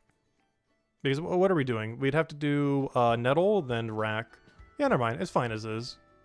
Yeah, we can kind of keep it like that. Never mind. We wouldn't need to unlock that if we don't want to. You just have to click end and click that and then grab them. Because we'd have to go 11 of these, then go 11 of these, and then go make them. Anyways. Hope all of you guys have a wonderful one for us your week. And yeah, we'll call it here for now. Goodbye, everyone. And thanks for watching.